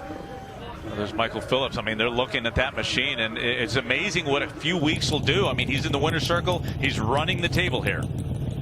And the final pair, Ryan Ayler lined up next to Eddie Krawick. Ayler, a fantastic looking machine that just has not been able to put up a fight against these Suzukis as yet. They're working hard on it. 6.908, 196.16 for Eddie Krawick. Ayler a 7.081 at 192 miles an hour. What does round two look like? Joey Gladstone will have the bye. It'll be Angie Smith and Ellie Tonglet. That should be a barn burner. Angel and Jerry Savoy. And oh, look, Eddie Krawick and Matt Smith. And if you don't think Eddie will have something to say about this before or after, you're crazy. But we talked to Matt Smith first. He's with Amanda. Matt, you kick off race day on a brand new bike that hasn't seen the racetrack since Denver. No runs here this weekend and pull out a 009. Does anything rattle you? No, I live for these pressure moments. I like to get people talking. There's a lot of them mad at me, but I'm just playing by the rule book. And this Denso, Lucas Oil, Mark Stock, Seth, Smith Truck, and Greg Butcher, we're going to the next round. Thank you, Crab. And to his credit, the great racers in any motorsport are the ones that don't read the rules for what they say. They read the rules for the spaces in between. Matt has learned from the best that he is running as hard as he's run all season long. We'll be right back with Top Fuel. It is time to return to Topeka, Kansas. Beautiful drone shot downtown by the State Capitol building. It is the Menards NHRA Nationals presented by Pet Armor. Brian Loans and Tony Pedregon in the broadcast booth with Amanda Busick at the top end and Bruno Massel prowling the starting line, bringing you all the stories fit to tell. It has been a eventful first round of eliminations here for so many different reasons, and it does feel as though we have even more stories to tell. This week's E3 Spark Plugs Encyclopedia Building a Team. We talked to Travis Shoemake, who's making his first national event start as an A-Fuel dragster racer. In his dream of becoming a Nitro Funny Car driver and following in the footsteps of his father, Travis Shoemake is making his debut in Top Alcohol Dragster here this weekend. And when you think of the journey that you're on for yourself, what brought you to this point? Oh man, it's been a lot of steps, a lot of exciting bumps along the road, but started with my Super Comp license and Nostalgia Funny Car license with Frank Hawley. Spent some time last season with Del Worsham in the Nitro Funny Car, but spending as much time as I can. I have no plans to get out of this car with Randy Meyer Racing. We were having such a good time, and licensed in February in Phoenix, did some qualifying passes at a regional event in Vegas. So to be here at my first national event, to qualify and be racing one of my good friends, Jasmine Salinas, in the first round is quite the climb in my career. So I don't know what the rest of the day is going to bring, but it's so exciting to continue to be on this journey. And we ride along with Travis. He acquitted himself nicely in this car. Multiple reaction times that were very competitive. He did get outrun by Jasmine Salinas in the first round, but he did a very nice job competing this weekend. His first start, his mother was here, his sister was here, carrying on the family legacy in NHRA. And we continue looking at our K&N key storylines. Brittany Force being eliminated in round one is a biggie. John Force and Ron Capps will face off for the 116th time under rather strange circumstances. And Fernando Quadra Jr. wins the battle of the Quadra brothers in the first round by hole-shotting his brother right out of Topeka, Kansas. Now let's take a peek at our top fuel ladder for round two. And Tony, all four of these pairs are fantastic. Well, they're going to have some challenges that lie ahead. We've talked about how good it was in that first round. The temperature is going to creep up. It will test them, but there are some very good matchups in the second round. 8 solid cars, as we like to see, with the first pairing being Leah Pruitt and Justin Ashley. I know Justin realizes and believes it's hogwash, it's nonsense, it's something we should long stop talking about, but when we race on 100-degree days and he races Leah Pruitt, we got to bring up the Pomona situation. Now, we have not seen him suffer like that or have that problem before. I think he likes to exercise these demons. He knows, most importantly, that Brittany is out. They need to be fully locked in here. Yeah, I think for Justin, they're looking at the same thing every other team is looking at, making the right adjustments. We've seen a substantial increase in track temperature from about 112 degrees in the first round to now 133. The outside temperature is 90 degrees, so it's warmed up quite a bit. They're factoring in the racetrack. The drivers, you know, it's different for everyone, but I used to try to premeditate. Hey, if the car was locked down and accelerating, then that was a bonus. You just aim it to the finish line and try to get it there first. But I would always think of, if this car starts to rattle or wobble the tire, just get that right foot ready to try to maintain and feather that throttle. Try to get it to regain traction. Leah first off the line, but cylinders out. Justin Ashley wrestles his car down as Jim Epler looks on. 384.3, 317 miles an hour. This is the type of performance a championship level team needs to have when the door is open. Yeah, and you can see the heat waves. I mean, it's hot, and you know, again, that's a good setup. And of course, when the tuner does what he tries to do and just keep the car glued down to the racetrack, and it just goes to show you how good this racetrack is. Take a look on your right side. That's Justin Ashley, far from in the center of the lane. The car actually drifts out and stays glued to that rear racetrack, down to the racetrack. Tony, he paid to use all of the left lane, and by golly, he decided to use it. Antron Brown and Josh Hart. How's this one hitching? These guys have never raced each other in eliminations. Isn't that bizarre? Well, they know very well of one another. You know, Josh Hart, you know, I mean, he's driving like a pro. I mean, he's won several races. He's pretty good off the starting line, and I'm sure he's looking over and realizing it's a 3-time champion in the other lane, and he seemed to be on the rebound. I mean, we've seen the struggles that Antron Brown has had, and, you know, they've made some pretty good runs. Antron Brown, his last round win was in Bristol. He is in the second round trying to go to the third one. Bruno, what do you have? You know, Antron Brown is a guy who is always the optimistic, and he's always trying to tell you how this team is coming around. But honestly, for this weekend, I actually believe him right now. You know, you flash back to Antron Brown in championship years, there was few people who outdrove this guy. He's getting in a group back. He's got a car that's repeating. He's been in the low 80s pretty much all weekend and has lane choice. Antron Brown, that team finally have things figured out. At least it seems so far. They made a semifinal round during that Bristol weekend. Yarnell Carrier's top fueler of Josh Hart inches ahead next to the Matco Tools top fueler of Brown.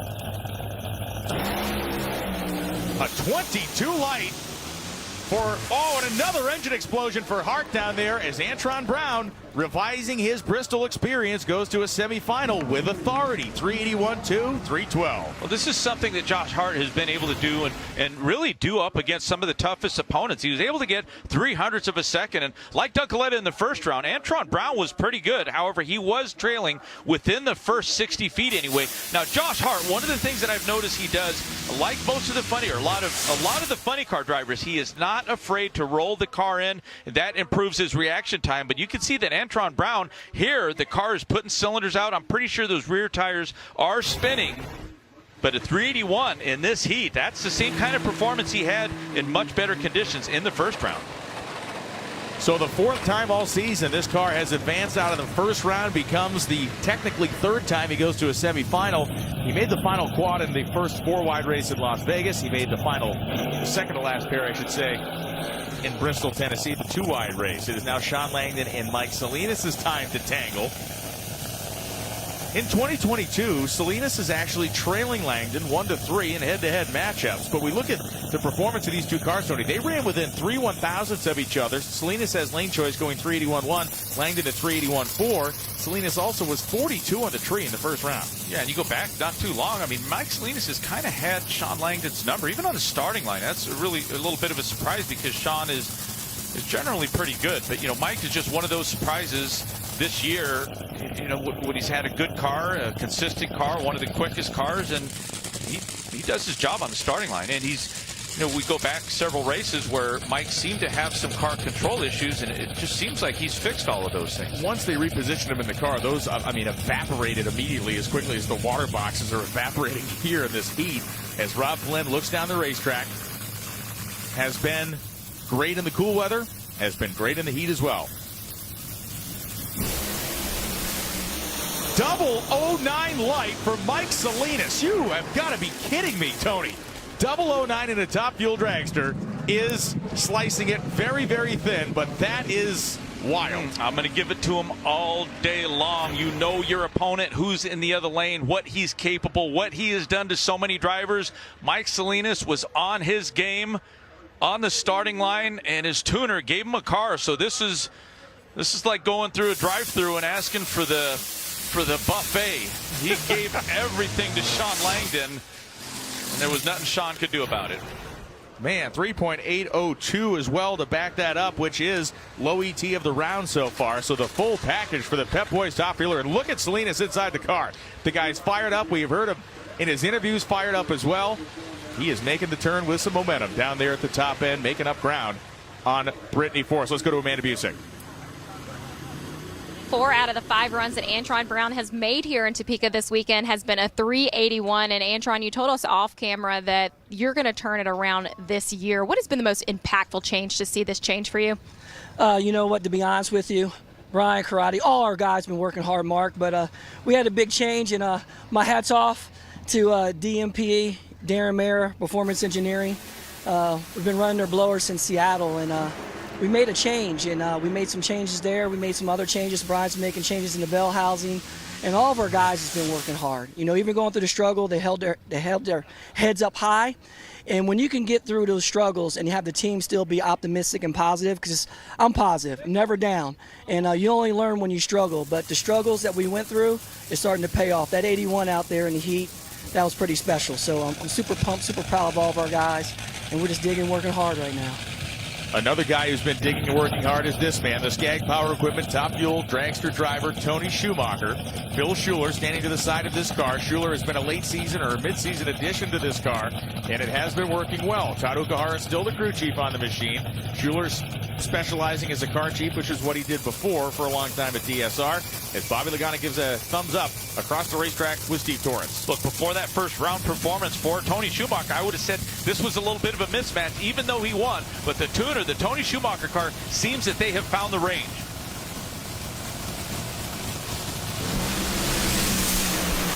A massive starting line advantage for Schumacher goes up in unburned fuel as Steve Torrence with a 119 light catches and retrieves and passes Schumacher 383.3. Well, Tony Schumacher, like he did in the first round, he caught him sleeping, caught him napping on the starting line. Wasn't able to make Steve Torrence pay the price. You could see the raw fuel pouring out of the car. These cars are very prone to losing fire when the temperature comes up. We talked about it being 90 degrees versus low 80s in the first round. The humidity is increased, and that changed the fuel system. They couldn't make the proper adjustments, and Steve Torrence had a good car like he had in the first round. Look at our Lucas Oil competition ladder after the second round. Two interesting pairings. Why? Because we have two established commodities, two established multi-time champions, and two men aspiring to be just that. As Mike Salinas will take on Steve Torrence, Justin Ashley will take on Antron Brown, and that will set up what will surely be an amazing final round. When we come back, it'll be Nitro Funny Car time, and there is a massive story brewing with this team. Why are these guys thrashing? They were eliminated, right? Not so fast, Charlie. We got a big one breaking. We'll get you up to speed when we come back. At Heartland Motorsports Park, and if you won't have to squint very long, but look at the left-hand side of your screen. That is the Bandero Premium Tequila GR Supra of Alexis DeJoria, who was eliminated by J.R. Todd, which did happen. And then J.R. Todd's car went to a post-first-round inspection. We have been told, and is kind of floating around the racetrack, it failed that inspection, and the word on the street, Tony, the buzz we're hearing, something to do with the headers. And Bruno has more. You know, I got a word from John Overhofer early when the car was in the teardown barn. It was just a normal routine inspection. They randomly picked cars, and they looked at the headers and said the headers didn't fit the mold that were put in place. I'm assuming it was some of the headers too far laid back for what the mold was. As you know, a few years back, the laid back headers were responsible for a lot of the big numbers we've seen, especially on this track. But what happens when those headers are laid back? They allow the car to accelerate harder early in the run. In the middle of the track, it was a built-in advantage several years ago, made the cars a lot lighter in the front end. That is why they disallowed it. The car started pushing 340 miles per hour. Jimmy Prock steps away from Robert Height. Their opponent different than the one they figured they'd be racing this round. And Alexis gets out of the gate first by 3,000s, but breaks traction. Robert Height goes 398.7, 320 miles an hour to advance on to the next round. A workaday run, if you will, for that team as Jimmy Prock walks away. Well, they say you don't get too many second chances, especially in this sport. For Alexis, she was off the starting line right alongside of Robert Height, but like they did in the first round, you can see the car just lose traction. What a shame. It would have been such a epic battle between J.R. Todd and Robert Height, with J.R. Todd having that lane choice, but there's Alexis just getting a little bit loose, a little bit sideways at mid-track. You know, Tony, huge credit where it's due as well for that team that got the word rather late that they would have to have that car back out. To have it in that type of serviceable condition speaks to their professionalism, as we see Bob Tasker III, the yellow and black BG colors on his Ford Mustang. Ford Motorcraft represented on the rear quarter panel. It is a solo. Yeah, and I'm sure they're going to utilize this. They're going to try to make a full run. You know, all these teams that are competing, that are contending for a championship, don't believe them when they say they're trying to save a run. I know that there was a glitch on the starting line. John Ford said that he didn't run the car down the track. I don't even know why he claims that he didn't, but make no mistake about it. There was a glitch on the starting line, but for Bob Taska, he is going to test the track. They want to see what traction is available. They want to see how quick they can run. They want lane choice. It may not be that big of an issue, but it is a little bit of a luxury for everybody to have. John Schaefer standing ahead of Bob Taska will give him the final point forward. This man, Mike Neff, ultimately responsible for the tune-up of this race car. And that evolution of this tune-up, it's like planting a crop. It took a little while for the seeds to germinate. But the fields are growing very, very bountifully for Bob Taska. 398.3, 318 miles an hour. As they say in this sport, printing tickets, baby. Yeah, and right now you hear the communication between the tuner, the crew chief, and the driver. They're letting the driver know what kind of performance the car had. I'm sure the driver is kicking back some information, said the car was locked down, not spinning the tire. Didn't appear to be spinning the tires as it approached the finish line. Bob Taska moving on. It will face the winner of this next pair between Matt Hagan and Paul Lee. Hagan, as has been the case this season, great looking schemes on these cars all year long. Good looking scheme, great aerodynamics. I mean, we see Dodges, Chevys, Toyotas, Fords out here, and they're all designed in a different way, but they all seem to work and work very well. Bruno. Talked to Alex Conaway from Matt Hagan's team a few moments ago and asked him about the performance in the first round. Let's face it, if anybody needed a good get-well run, it was Matt Hagan. They got that with that 394. He said it wasn't perfect. It actually broke the tires loose going through the finish line, so they don't want to take any chances. They're going to be very methodical about the moves. He said small tweaks is what this team needs to do, and what it's all about, we'll tweak it down, try and get this thing a high 90 or flat. That's as spicy as we want to get here in the second round. Spicy is good on the E3 Sparkplug side, Toyota side for Paul Lee. In the first round, we saw a graphic that Paul Lee was 0-8 in first rounds in 2022. Well, now he's got one of those. Then we just saw one that said that Matt Hagan lifetime is 10-0 versus Paul Lee. Call me crazy, but if I'm a Matt Hagan fan, I'm cringing when I see that. You know, Paul Lee has to be happy that the track temperature has increased. It's going to give him a slightly better chance. Makes things a little more unpredictable for these high-powered cars. Paul Lee has big trouble traction-wise early, a 399.9 at 312 miles an hour for Matt Hagan, who is his normal steady reaction time himself at 0.76 on the tree. Yeah, and that steadiness gave him about 0.04 of a second jump off of Paul Lee on the starting line.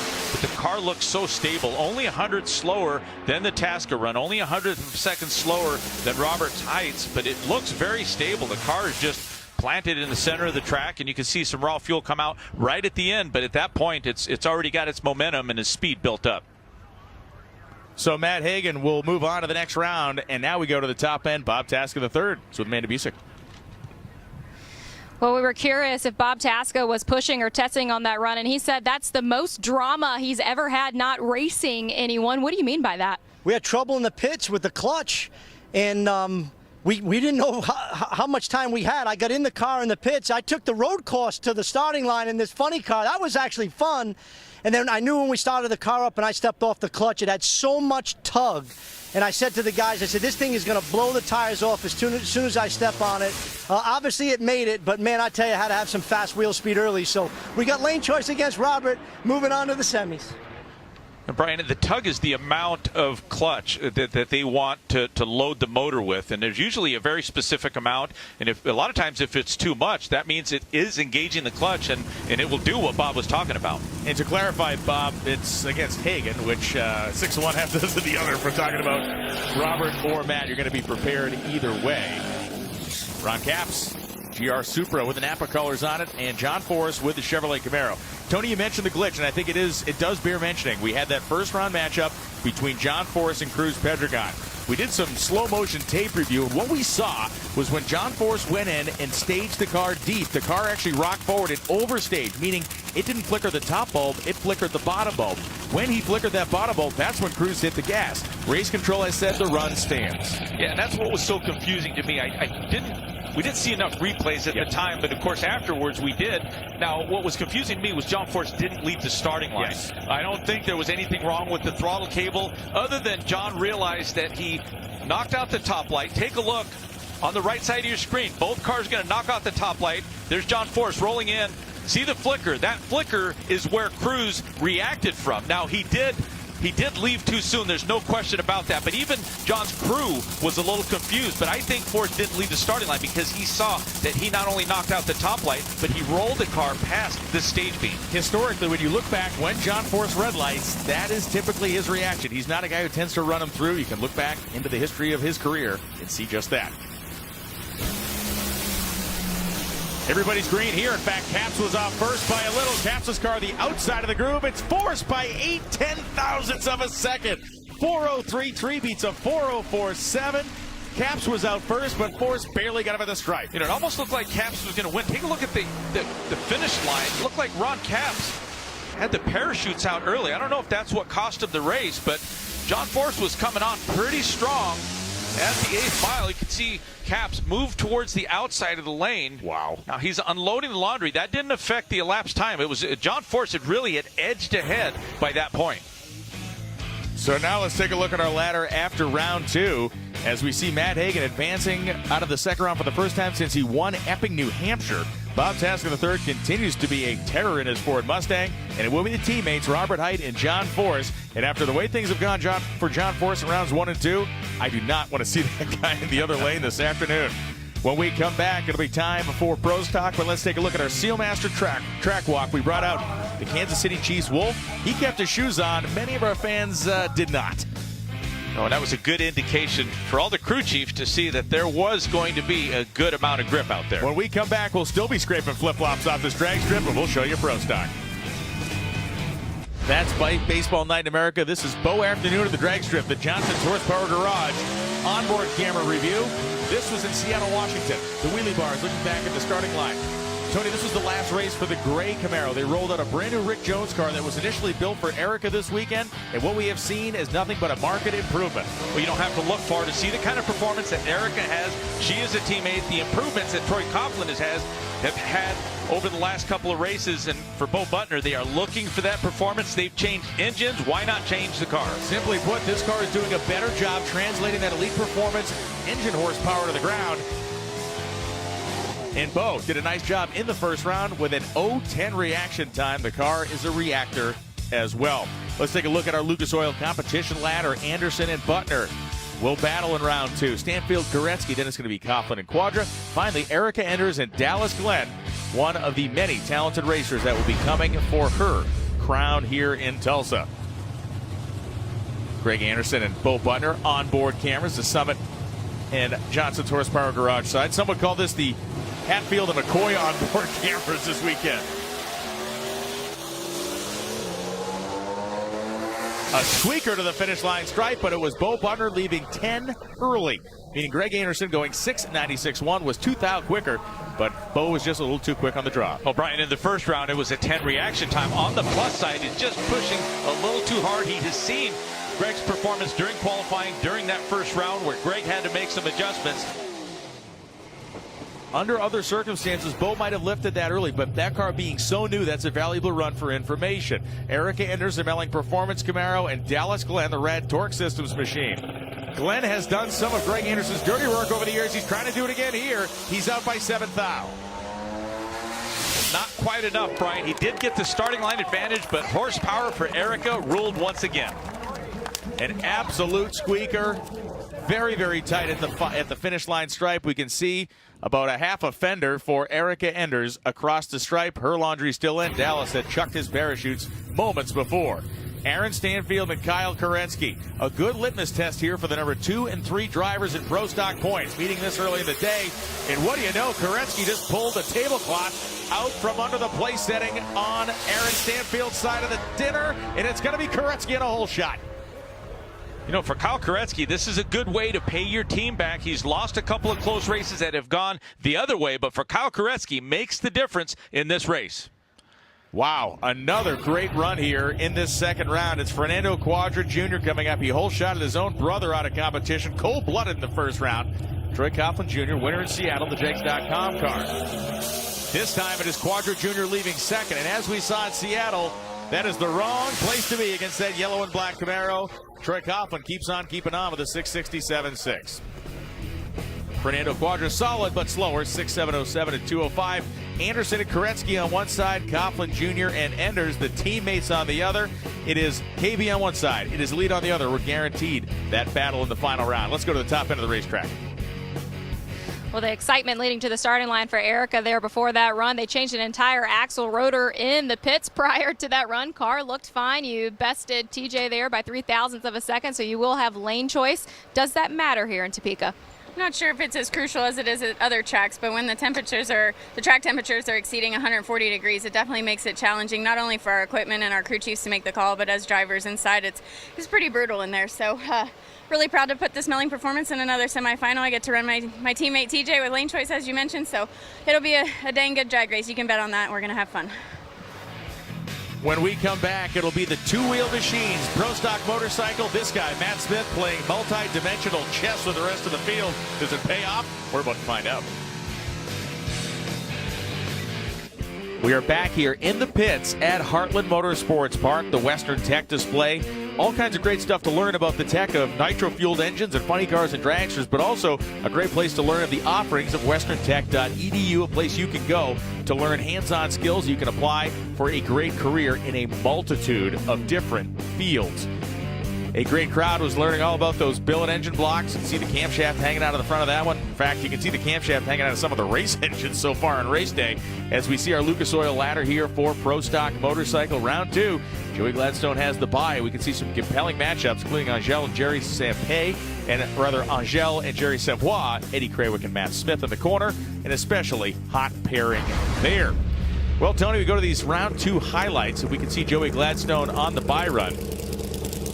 Dodge City, Kansas, one of the most famous kind of Old West towns. You had two guys that came in there. Wyatt Earp and Bat Masterson came in and tamed the place, and this guy's riding like two people in one. Yeah, disregard the reaction time. He has a single, a solo, directly to the semifinals, but take a look at that performance. He continues just to outrun, not by a little, by a substantial amount. He definitely took a shot at the tree there with no risk. A 004 red light start. Ellie Tonglin has been a surprise of the performance on Kelly Klotz's motorcycle, riding next to the Denso bike of Angie Smith. But Ellie, what happened?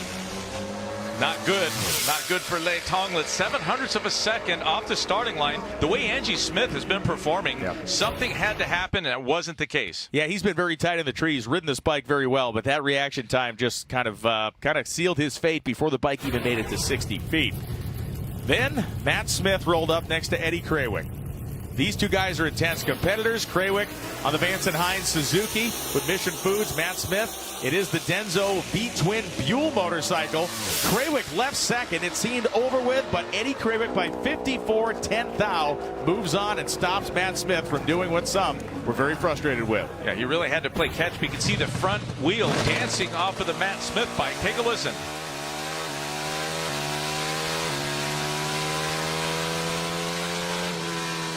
You have to believe the unsettled nature of that bike hurt him by just a couple thousandths of a second, and that was just enough for Eddie to get by. That's about a wheel width. Yeah, how close was that? And just to imagine, the driver could have pulled that off. He did get the whole shot, but not enough to hold him off. Another of the battles of the Bayou riders, Jerry Savoy, the White Alligator Racing Suzuki, and Angel. Vance & Hines Mission Foods bike. Angel out first. Look at her hanging off the side, and Angel shuts the machine off. Jerry Savoy says thank you kindly, heads on to a semifinal at 696.4, 193. You got to be good, and sometimes you got to get one, and he just got one. Yeah, we saw something similar to Angel a couple runs during qualifying. Oh, the thing came out of gear. The transmission refused to shift. Wow. The rev limiter got whacked at the middle of that run, and Angel had to click it off as to not cause any more damage. As we look at our Lucas Oil competition ladder now, to see our semifinal matchups, Joey Gladstone will take on Angie Smith, and it will be Jerry Savoy and Eddie Krawiec, the number 1, 4, 8, and 3 qualifiers. I'm really interested to see what Eddie Krawiec has to say about beating Matt Smith, and he's with Amanda right now.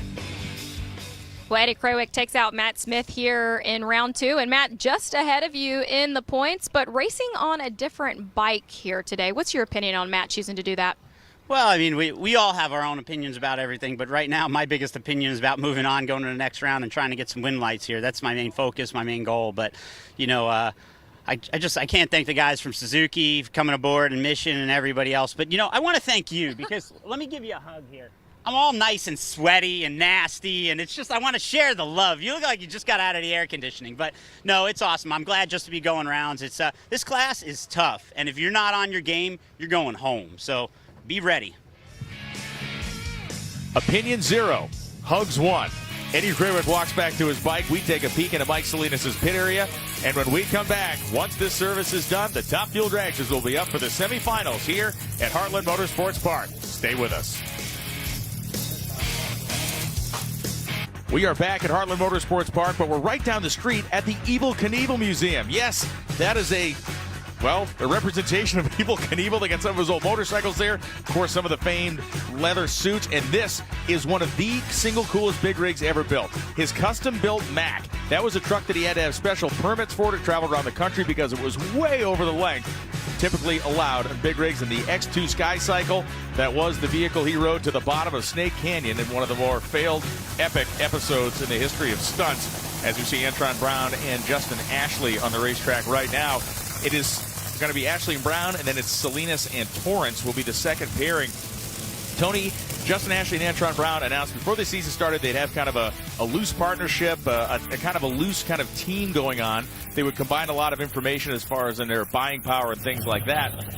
These guys expected a scenario like this to pop up multiple times very early in the season. It's only the second time they raced each other, and the first time this late in the day. They're going to put everything on hold, the friendship, everything. And right now, I mean, there's two different agendas. Ashley is in the points. Yes, I mean, he's contending for a championship. Antron would like to get back there. This is the best we've seen Antron look in a long, long time. Absolute fact. The car is going down the racetrack. Toyota side for Brown. E3 spark plug side for Justin Ashley. Ashley smokes the tires. Antron smokes the tires and blows up. Here comes Ashley, but he's not going to catch him. 475.7, 174 for Brown. Ashley could not get the horse to run underneath him. He goes 5:39, and Antron goes to his first final of the season. Well, there may have been a different outcome, but you can see the hesitation from Justin Ashley about 200-300 feet where his car initially lost traction. He just didn't instinctively get back on the throttle. Now, fortunately for him, by the time he realized that Antron was in trouble, the tires had dried up. He was getting down the track, but you know, there were a few drivers that could have been in a similar situation that would have just acted off of their instincts, but it was Antron Brown. You could see the good throttle control for him. The car is losing traction. Take a look at the throttle blades for Justin Ashley. They are back open, but his car, while it regained traction, he had one cylinder out, and it was really tugging on the motor, just not enough, not soon enough for Justin Ashley, and advancing into a final round is Antron Brown. As we get one more look, the head gaskets coming out of Brown's engine at the top end. And boy, there is not a chance that he was going to take his foot off the throttle as he gets back at it again. And he goes to his first final since the World Finals in Pomona of 2021. Now it is Mike Salinas and Steve Torrence. Tony, as both drivers have just watched what happened ahead of them, I would guess both will be on the lookout for tire spin very early. Well, they have to be. That's the crew chief's job, and they're going to get a read on the track. They're going to see the difference, the increase in the track temperature along with a few degrees. It's well over 90 degrees now. So adjustments. This is the semifinal. This is traditionally the hottest point of the day. We see two drivers coming from diametrically opposed ends on the reaction time spectrum here, but let's talk more about Steve Torrence with Bruno. You know, Brian, in that last round, Steve Torrence was dead late, but he also double-stepped. I don't know if you guys caught that. Both Richard Hogan and Bobby Lagana mentioned it to me as they passed by. I thought I heard it, and they just said that just screwed up everything. So the timers and all that stuff, you know, it's all affected once you double-step. They were able to survive and get past it, but see if Steve can keep his calm here and go ahead and hit the tree against Mike Salinas. That is a very good piece of information because Mike Salinas was 009 in the Pep Boys Dragster last round. Identical reaction times. They both smoked the tires. Both are pedaling. It's Steve Torrence returning to a final. And boy, this sure just got interesting here in Topeka, Kansas. 4:10.5. We will have another first-time winner this season in Top Fuel. Oh, very good. Both of them off the starting line. Nearly, actually, identical reaction times. But you can see that Mike Salinas' car loses traction early. We talked about the weight of these Top Fuel cars, a mass of 2,300 pounds. That's not a lot of weight. However, you lose momentum. You can see that for Mike Salinas, his car puts a cylinder out. And there's Steve Torrence lighting the tires up. But he's got much more momentum beyond that 660 mark, where his car is losing traction, able to coast across the finish line ahead of Mike. It'll be another matchup between Steve Torrence and Antron Brown, the two men who have been the closest of friends for so many years. Steve Torrence looking for victory number one, and so is an Antron Brown. Next weekend, we go to the NHRA Nationals up in Brainerd, Minnesota. Of course, Friday evening on August 19th, 8 p.m. Eastern on FS1, live qualifying coverage. Sunday, August 21st at 1:30 p.m. Eastern, final qualifying coverage. And then we go to a local Fox affiliate at 3:30 p.m. Eastern next Sunday. And it's a race that features Top Fuel and Funny Car on their own up there in Vacation Land in Minnesota. And we immediately head back to the starting line as Steve Torrence removes his skid lid. And there is John Brute Forrest, the Peak antifreeze and coolant Chevrolet Camaro, attempting to make his 264th career final round, but only thing standing in his way is his teammate and the best funny car in the nation of 2022, Robert Height, the Auto Club Chevrolet, him seeking his 93rd final round. I think what's most interesting in this matchup to me, these teams do not approach tuning in near the same way. No, they really have a different setup, even though they can share any information. One can walk over to the other's trailer and look at what they're doing, but they choose to do something differently in terms of setting the engines up. Now, you need only go back to the second qualifying session on Saturday when it was 145 degrees on the racetrack. Robert Height ran a 402, John Forrest ran a 406, so both of them were very good in these conditions.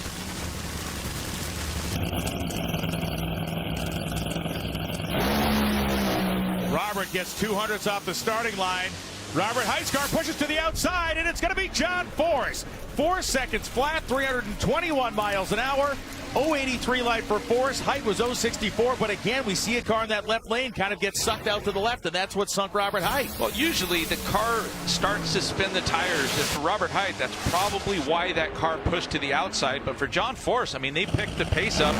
He gave up 0.02 of a second on the starting line. You can see Robert Height, and what pushed his car over was it loses, one of the cylinders lose fire. That shoved the car over, and that is why Robert Height lost the race. It looked like he was on his way to another final round before that cylinder lost fire. John Force trying to go back-to-back years here in Topeka, Kansas. Let's go to the top end with Amanda Busick. Steve Torrance will race in his third final this year. And Steve, your team just left to go get the engine turned around and ready for this final. That hour ahead for you. What do you do in your preparation in the mine? Oh, you know, I've been here a lot. I don't know how many finals I've been to, but it's been a bunch of them. And you just do what you do and go up there and drive the race car, because those Capco boys give me the best race car time and time again. We haven't done that in a long time this year, but we've been working on stuff. And so I just keep my head straight, keep my head up, and just trust in them, because we didn't get here by just sheer accident or mistake. And good Lord looks after us, and that Capco Toyota dragster's going to the final. So Steve Torrance in his 79th career final. Steve, you may not know, but we do, as the bodies come down for Bob Tasker III and Matt Hagan. The Mopar colors for Hagan. The BG colors this weekend for Bob Tasker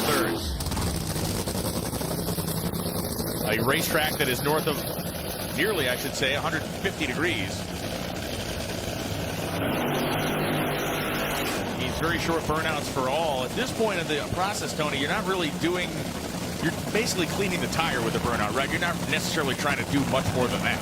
No, there's plenty of rubber on the racetrack, and you know the majority of the drivers are doing an abbreviated burnout. I mean, they know how hot the racetrack is, so they don't want to overheat that tire. But this is just a routine burnout, and mostly to build some temperature in that engine. Bruno, talk to us about Matt Hagan. So talked with Matt Hagan's crew a few moments ago, and they hit their number within 1,000th in the last run. At 399 with a 9 was where they want to be. They know Tasker's got a fast car. They know he's probably going to dip into the 90s, they're telling me, but they don't want to beat themselves. The goal for this team is to rinse and repeat, let Matt Hagan hold his weight behind the wheel, and you know he's prone to do that when he is on. He absolutely is. He is a rock-solid lever in this funny car. He is one of the most consistent levers. He stages the car the same way every time. He's an 070 guy in the tree. Bob Tasker is more prone to put the car deeper into staging. More prone to use, as Tony likes to say, more of that real estate as they inch the cars ahead. Identical to one of the Thau, but oh man, Hagan hung with that to the point that the car almost headed into the wall as Bob Tasker goes 4.011 and 316. John Force will have lane choice, and Bob Tasker is going to another final round this season, the 25th of his career. Well, Brian, old friends, old rivals are going to meet up in that final, separated only by 100th of a second. A classic matchup between a Ford and a Chevrolet.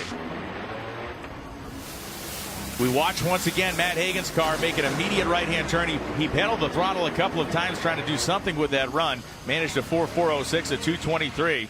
But it is a very, very good final matchup here with Bob Tasker III and John Force. And speaking of the man in the dirty white and blue peak fire suit, John Force is with Amanda Busick. And Brian, think of the day he has had. He went through Cruz Pedregon, the guy celebrating his 600th race, and then through his teammate and points leader Robert Height, and now you will have the best car on the property in the final. John, where is all of this coming from today? Well, it's from my team and the sponsors like Peak. But Auto Club pays into our program too. You know what I'm saying? And I'm excited to be a part of it with Cornwell, NK Seed. But I want to say, Monster Energy Flavor Pack, all these people that support us, Chevrolet, we're going to Kearney, Nebraska. I'm going to be up there a week before Brainerd, and going in there to Baldwin Fielders and all their family. They'll all be there, and we just keep working, keep going down that highway. But today I got some luck on my side. I made some mistakes as a driver, and it just went good for me. So God bless America, and good to be back in the final at Topeka. John Force hasn't just had a day, he has had the drag racing version of an Agatha Christie novel that started at 10:30 this morning. When we come back, the Pro Stockers will be on the starting line. It'll be KB and Elite battling it out. It is time for Pro Stock here at the Menards NHRA Nationals, presented by Pet Armor. It is the semifinal round, and you are on the roof with a bug's eye view here from the Summit onboard camera as Greg Anderson has heated the rear tires of his Camaro. Next to him will be Kyle Koretsky, a very similar scheme, the Lucas Oil colors, also using KB horsepower. Tony, let's talk about one thing. Greg Anderson experimented on a buy run earlier in the day, and not much happened for him. I mean, it absolutely blew the tires off. Is it risky to do that? Or do you have to push the envelope, or at least try? No, I think any opportunity you have to test or try something. I mean, these tuners, these drivers, they always have something they feel is going to give them. If it's another 20 horsepower, if you're talking 5 or 10 horsepower with one of these pro stock cars, it's going to make a difference. But right now, like the pro cars, like the nitro cars, they are going to revert back to what they did in that second qualifying session when it was this hot. Greg Anderson, of course, is seeking his 100th victory. When we talk about professional NHRA level racers, out of the 4 professional categories, there is only one person who has gotten past that mark, or even to that mark, and that's John Force. If we add in some of the most talented sportsman drivers, the list tends to get a little longer. But Greg Anderson, either way, is looking for rarefied company, and he has to beat Kyle Koretsky for the chance at it.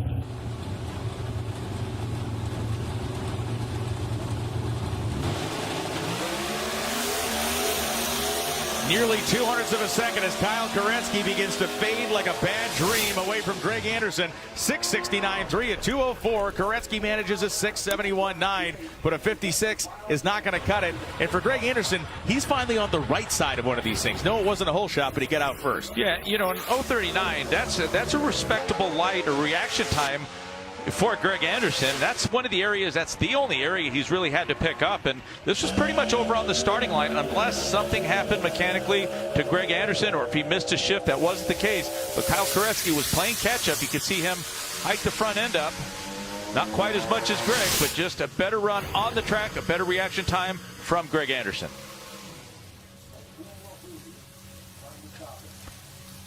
So Greg, after the frustration of the tire-shaking launch he had late in the day in Seattle, makes his way to the final round. Will it be against Troy Coughlin Jr., who is undoubtedly the hottest property in pro stock right now, the Jegs.com Camaro, or Erica Enders, who has been on a sustained run of success over the course of this season in the Melling Performance Camaro? Tony, it's a rematch of the Seattle race a couple of weeks ago, and typically in these scenarios, when you beat Erica in a final and you find her again a couple weeks, it doesn't matter the round. She is out to remove your head from your shoulders. Well, you know, it's funny because Troy's been better all weekend in qualifying. He was 300ths quicker than her in these similar conditions. I keep referring back to that hot qualifying, that first Saturday qualifying session where he was 300ths of a second quicker. But what he needs to do is do his business, do his job on the starting line. He seems to be in a little bit of a rhythm. Of course, Erica seems to find some performance from somewhere on Sunday. That is Richard Freeman. One final pat of the hood. Steps to the rear of the car. Greg Anderson will be representing KB in the final round, who will represent Elite Motorsports.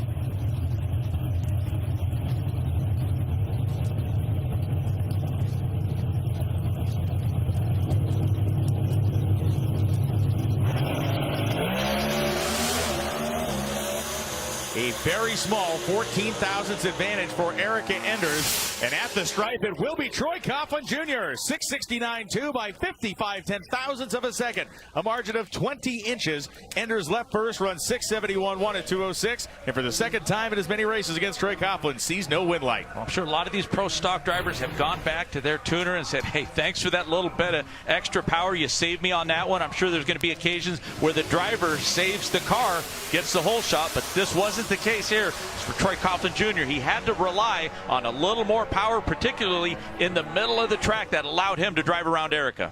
The matchup in the final round is within a thou of each other coming into the round. 669.3 for Anderson, 669.2 for Coughlin. Let's talk to Greg Anderson and Amanda Busick. Greg is headed to a second final of the year, still looking for that 100th win. And what will be the difference maker in this final, Greg?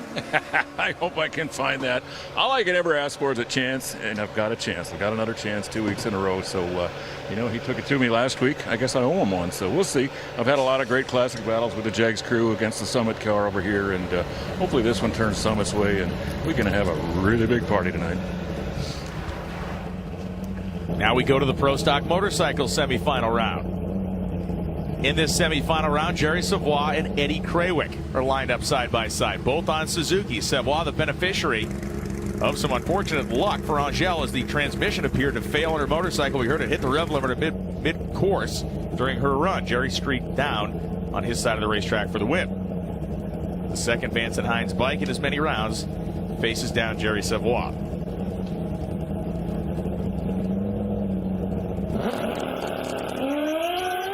Oh boy, Jerry Savoie has a massive country mile of a head start, but Eddie Krawiec is on a much faster motorcycle, 691.3 at 195 miles an hour. Savoie 699.2 at 193.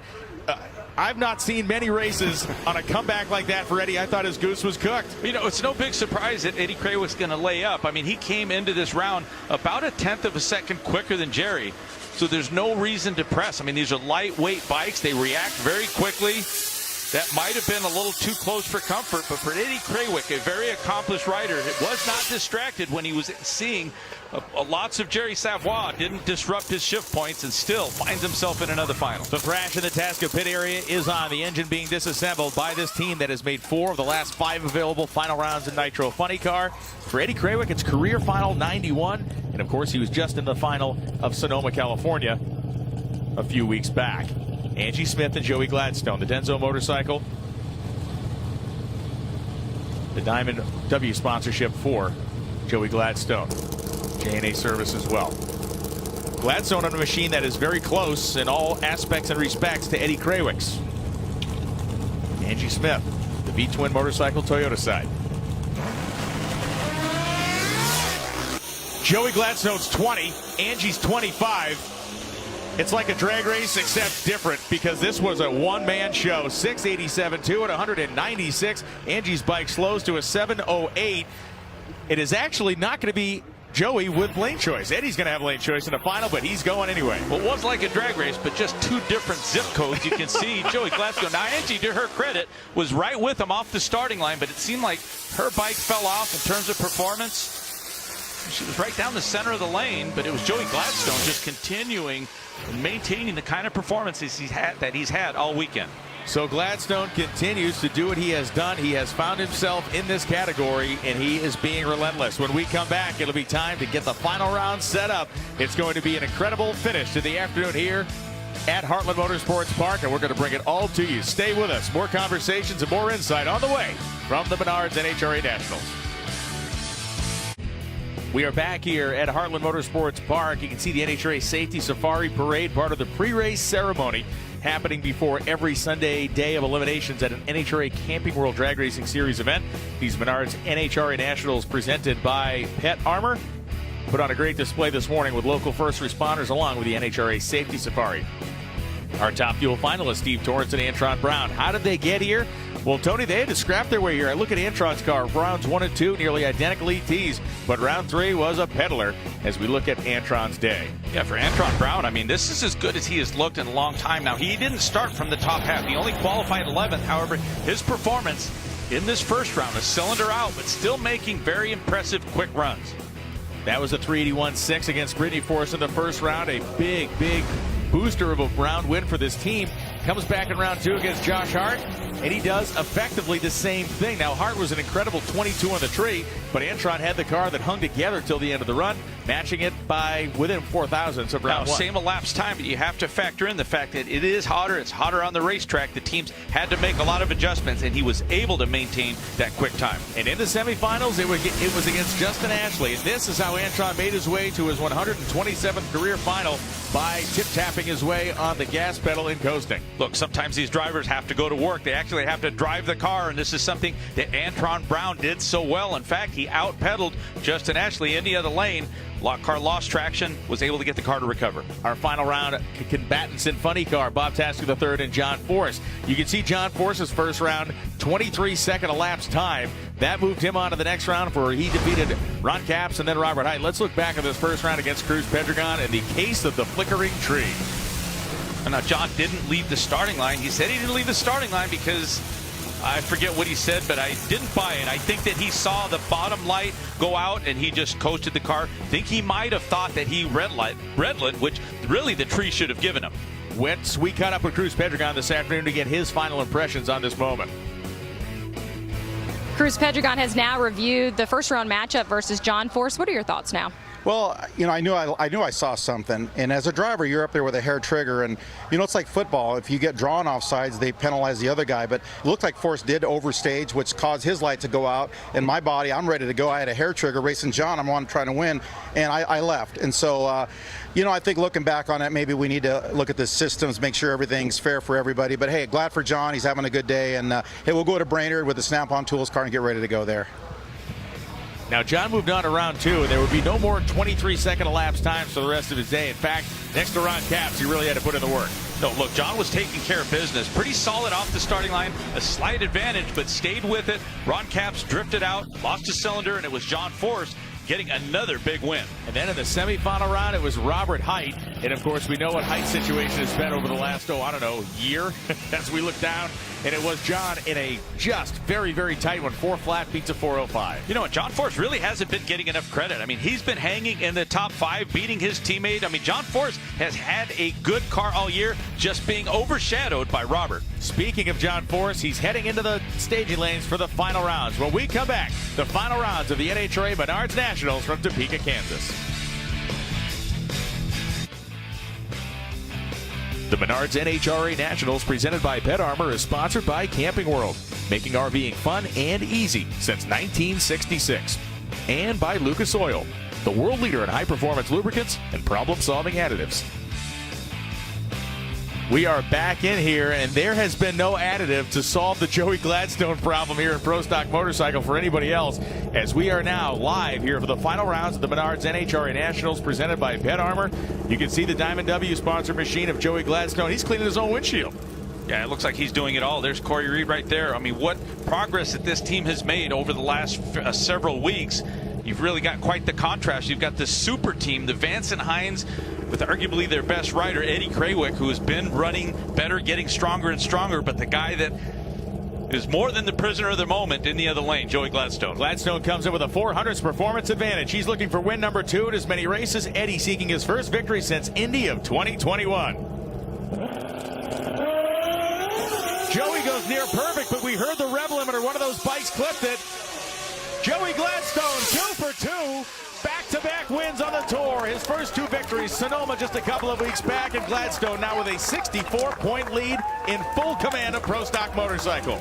It's pretty amazing what he's been able to do on the track. I mean, really started on the starting line, but you can see that this guy is just so focused where he comes from. He has been so solid, and it hasn't been a distraction that he has had the best bike. For a lot of riders, for a lot of drivers, they have a tendency to tighten up, to get stiff, and not perform as well when they're the ones being fired upon, but that has not been the case with Joey Gladstone. 009 in the final round is boss level. The performance of the machine has been on point, but he has been so confident and so poised, and he makes his second trip to the winner's circle for Eddie Krawick. A solid running machine, but yet again, he comes up just short. Let's go to the starting line. Bruno Massel is with Corey Reed. Corey Reed, did you ever imagine at the start of the season you go back-to-back here and take over the points lead? Not at this point. I mean, maybe not back-to-back, but we did have plan on winning this year, and I think we're going to keep trying to do that. And the championship's within our grasp now, and it feels real. It's amazing. Thank you to my mom and dad and everybody that supported me and Joey. Last year was a wild year, and I'm glad it's better this year. It is very, very much better this year as Joey Gladstone continues to pull off his leathers. We see Greg Anderson and Troy Coughlin Jr. The Jakes.com machine for Coughlin Jr. now inside AndersonHendrickCars.com Camaro. It was just 1 week ago, or rather just one race ago, that we saw these two racing in a final round. We went to the Flavor Pack Northwest Nationals. We see in that final round it was Troy Coughlin Jr. actually taking on Erica in the final. Remember, Greg made the semis, smoked the tires badly, didn't get that far, but Troy Coughlin Jr. picked up his first Pro Stock victory and did so in a very tight margin. He had another squeaker this week to get this far. For Greg Anderson, that quest for the 100th victory has taken some turns that, frankly, were unexpected. The last victory for Anderson was the finals of 2021. A relatively quiet season for Anderson to this point has come roaring back to life over the last handful of races.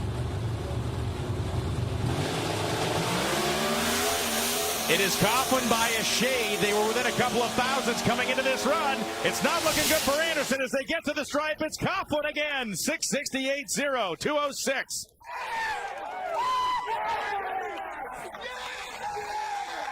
.6701 at 204 for Anderson and Tony. Once again, like Gladstone, this guy won once, and now he's not going to make it easy on anybody. Yeah, I mean, for starters, Greg Anderson was not off the line first. That's something that you have to do. When you look at the performance of Troy Coughlin Jr. and the progress that they have made over the last several races and coming off of a win for Greg Anderson, I think he was feeling it. These are the number 1 and 2 qualifiers. It was Greg Anderson out-qualifying Troy Coughlin Jr., but things have changed on race day, and pretty much in every round, Troy Coughlin Jr. was just a touch better, and once he got off the starting line first and started to pull away, well, that was the end of this movie. A very well-driven race. Now let's get to the top end. Joey Gladstone, a back-to-back winner, is with Amanda Busick. What a boss this kid's turning out to be. You're about to see Troy Coughlin climb out and celebrate as well. Joey, you picked up your first number 1 qualifier here this weekend. You've been to 4 finals in a row, now back-to-back wins. How do you put into words this ride you're on? This is what dreams are made of. Like I always thought that it would feel like this, and now that it's happening, I'm just so thankful. And I just have to say congratulations to my team. I'm so proud of my team. They're so awesome. Dave, Corey, Mike, Willie, thank you guys. Thank you guys so much. You guys gave me a perfect bike all weekend. It was our race to win, and I'm glad I got it done for you guys. And also, my tuner, Cecil Towner, awesome job. Congratulations, dude. You're a badass tuner. I love you. I'll see you in a few days. Mom, Dad, hi, I love you. Jim and Andy Whiteley, I love you. And to my wife at home, Nicole, I love you so much. Thank you for supporting me and doing this. And Olivia, Daddy's bringing home some toys. Woo! Tony, what a difference one win makes. The tone of his voice here, we heard the emotion, we heard the almost overwhelmed sense in Sonoma. But that is a guy who has confidence for days, and this is the reason why. You know, that could be big trouble. We talked about Steve Johnson and Eddie Krawick and, of course, Matt Smith, and it seems like he's swapping bikes, but he's not going anywhere anytime soon. But, you know, all of a sudden they have this guy, Joey Gladstone, that they have to deal with, and well, he's a little bit quicker than all of them. He's carrying a 3-round advantage going into the final Pro Stock motorcycle race of the regular season, which will be the U.S. Nationals. They will not compete in Brainerd. And now for another back-to-back winner, Amanda Busick with Troy Coughlin Jr. And he just said, we have one heck of a car. And Troy, after the wait you had to pick up your inaugural Pro Wally in the NHRA, could you have imagined it would have come back-to-back? Oh, my gosh. With a team like Elite Motorsports, it's hard to know what's next. I mean, these guys are awesome. They work together, so passionate. Everybody works on all the cars, and nothing like it. It's contagious. You got to come check it out. Congratulations. For Troy Coughlin Jr., when we talk about this young man's legacy, imagine getting your first 2 wins, first against Erica Enders and second against Greg Anderson. That is big company. You think about the path that he has taken. He's been in a top field dragster. He tried his luck in an injected car, and he just seems to have settled in the role that where his family have made their legacy. Erica Enders still leading the entire field of Pro Stockers by 126 points. Aaron Stanfield is second. But Troy Coughlin Jr., who had been in the doldrums of this category, who had been outside of the top 10, now finds himself solidly parked as the number 5 runner. And Greg Anderson, he may be coming for you next, as he is not that far off. The Pro Stockers again will finish their regular season at the U.S. Nationals, and it is a race where 1.5 points are available, which will make a scramble for that final order of the top 10 and the final order of our qualifiers for the countdown to the championship. 2 great winners so far as we move into the Nitro Funny Car final. Bob Tasker III's machine moving to the right-hand side of the drag strip, the left-hand side of your screen, as John Force now comes out from under the timing tower. Seems to be a last-minute, I don't want to say lane swap because they hadn't moved forward yet, but clearly these guys wanted the right side. Yeah, and it's really up to the tuner, the crew chief. He's going to get some feedback from the track specialist. The track specialist that they hire is going to tell them what the starting line looks like, what it looks like, where the car launches, 150, 250 feet out, what it's like in the middle of the track. But what they pay attention to mostly is what the car or what the track surface is like on the launch. If they like what they see, that's more than likely where they're going. The final round of Sonoma being rerun here, if you will. It was Bob Tasker's big victory in Sonoma. It was John Force coming up short as we take a look back to the Denso Sonoma Nationals, which provided a great bit of entertainment over the course of that race day. And it was a great final round, ultimately with Bob Tasca pulling ahead by a handful of car lengths there. For Tasca, like Joey Gladstone, this is 4 finals now in 5 races. It is undeniable that this is, as much as we want to talk about height, which we should, but this is the hottest car in the category right now. You know, nobody's been here as long as John Force, but, you know, Bob Tasca has paid his dues. I mean, I can go back to 2009, him winning his first race. I was in the other lane watching him. We're talking about 2009, so yeah. You talk about a guy that has had the highs and lows of funny car racing and having to compete with John Force and the Cruz Pedregons and the Ron Capps, and you know, he's weathered the storm, and it just seems like this team has really come together. And I mean, at this point, especially if they can knock down this win, could be the favorite going into the countdown. The burnout completed for John Brute Force, the Peak Antifreeze and Coolant Chevrolet Camaro. This is John Force's 264th career final round, seeking win 156. For Bob Tasca, the numbers are more modest, but they are impressive. 26th career final round. He is seeking win number 11. And more importantly than that, Tony, as you mentioned, seeking to maintain what can be a very fruitful stretch for him, as we're going right back to back with our Nitro Funny Car and Top Fuel categories next weekend in Brainerd, Minnesota. For John Force, 10 overall wins at this racetrack, 7 wins, 6 runners-up at this event. We have more with Bruno. You know, I talked to Bob Tasca a few minutes ago before he suited up in the car, and he told me, honestly, this weekend has been a completely smooth sailing other than just dealing with the heat. He's got his wife Terry here, his boys as he's had all summer long, and he thinks bringing them with them on tour has been the good luck charm. I told him, at this point, you're going to have to bring him with the rest of the season. He goes, they have to sit out of school for me to win a championship. They'll sit out of school. I'm going to say, it's not necessarily homeschool. It might be RV schooling for those boys, as the Toyota side will be where Bob Tasca resides in the BG Ford E3 spark plug side for John Force. Both men are unafraid to use as much of the starting line real estate as possible. We'll see who decides to take the bigger Pac-Man bite up here. John's way in there, knocks the top bulb out. John was 26, Tasca was 71, and Bob Tasca does it to him again. 399.9, 316 miles an hour. Tasca collects another victory. 4:13.1 at 3:11 for John Force. And John Force, who had been living a rather charmed and interesting life over the course of the day, just ran into a buzzsaw. You know, you don't want to run into John Force in a back alley or some bar. I mean, this guy will fight dirty. He will do what it takes to win. You saw him knock the top light out. That probably did not surprise Bob Tasca. Bob has raced John Force plenty of times, but very solid off the starting line. Of course, the numbers show a quicker reaction time from John Force, but when you factor in the real estate that he used on the starting line, they probably left the starting line pretty close. Yeah. But as the case, most of the time in this funny car category, horsepower wins out. Now, John Force may have lost power just about half track by dropping the cylinder, but it appeared that Bob Tasca reeled him in pretty quick. As Bob Tasca makes the turn, the Top Fuel dragsters are being started. Steve Torrence and Antron Brown.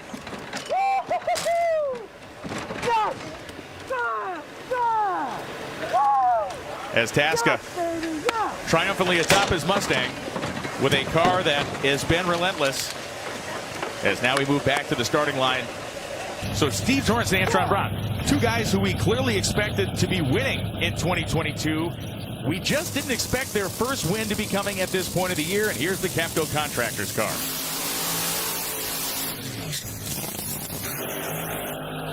The Matco Tools Sirius XM Top Fueler with Lucas Oil aboard and Toyota for Antron Brown. Two of the biggest names in Top Fuel drag racing as we go to the Auto Club Finals. This was the 2021 Finals. It was Antron and Steve. And at the end of the drag strip, guess what? It was Steve Torrence. And we expected, really, a lot of us, 2022 to start the same way 2021 ended. But that wasn't the case. This team has been testing. They've been experimenting. They've been trying to take themselves to the next level. And let's be honest, it's been a painful process. Yeah, I mean, for Steve Torrence, I mean, we've bombarded this poor guy with so many questions. When are you going to win? Because we're we're so accustomed to him not just winning, but dominating. And it's really Antron Brown that has been down in the dumps. Yes. I mean, the numbers speak for themselves, but here he is in the final. He has remained positive, and it seems like the tuner, Brian Karate, he's just been able to get a handle on this. And it usually happens when the conditions are cooler, but for them, they've seemed to make a lot of progress at the heat of the peak of heat. Antron's in. The Top Fuel final is off the blocks. A 2,000ths margin between the two of them, and Antron Brown has won his first race as a team owner. His first race of 2022, and he has picked up the 69th victory of his career. Not to say nobody saw this coming, but boy, oh boy, has this team made a U-turn in performance. Well, it was just a couple of weeks ago that Tony Schumacher showed us that if you hang in there, if you use your skill, this is the reward. And for Antron Brown, he got this team to the final on his talent, on his ability to get off and on the throttle, and they hung in there just enough. And of course, in the final, now the heat has crept up. I mean, it's 95 degrees outside. I'm sure the track temperature has increased along with it. So they raced smart. Antron Brown as a driver hung in there, and this is his reward. Antron Brown has stayed the course almost to the quizzical nature of some. He has stuck with his people, he has stuck with his approach, and it has brought him victory here in Topeka. Both are pretty close off the starting line, but there is where trouble set in for Steve Torrence. It's about 300 to 400 feet. You can see that white smoke come off the tires. The car just overpowered the racetrack. Let's go talk to Bob Taska III with Amanda Busick at the big end of the drag strip. Bob, you've been to 4 finals and 5 races now with 2 wins. Why does this make you a favorite for the countdown? Hey, listen, we've been working a long time for you. First, I got to wish my mom a happy birthday. It's her birthday today. I told her I'd get a trophy. But how about that BG machine? They've been with us for a long time. So proud to have them on this car, and we sell their products throughout our entire dealership, and they're coming back next year. My guys, 100 degrees out here, 140 degrees. It's like racing on the surface of the sun, but we got it done. Yes! A very, very impressive victory for a team that has racked up some impressive victories. Let's check our funny car points up to the minute standings here in Nitro Funny Cars. You can't tell the difference between the crew and his sons because they're all about the same age down there in size. Matt Hagan now 237 back, Ron Capps 326 back, and Bob Taska III sits comfortably in 5th. And now it's time to meet a jubilant Antron Brown. Woo! Well, as the Wally goes in the hand of not only Antron Brown this season, but your first win as a team owner, and as you've been over there, you know the struggles, Antron. How is this weight lifted now? Thank Jesus Christ, our lower above God. We kept our heads down.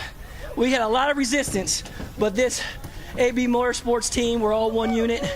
You know, from Macco Tools, Lucas Oil, Hanks to First, Toyota, TRD, Sirius XM Radio, Hanks to First, and Summit, all the people that's been behind us, giving us support and making it happen. Special shout out to all the Lucas folks.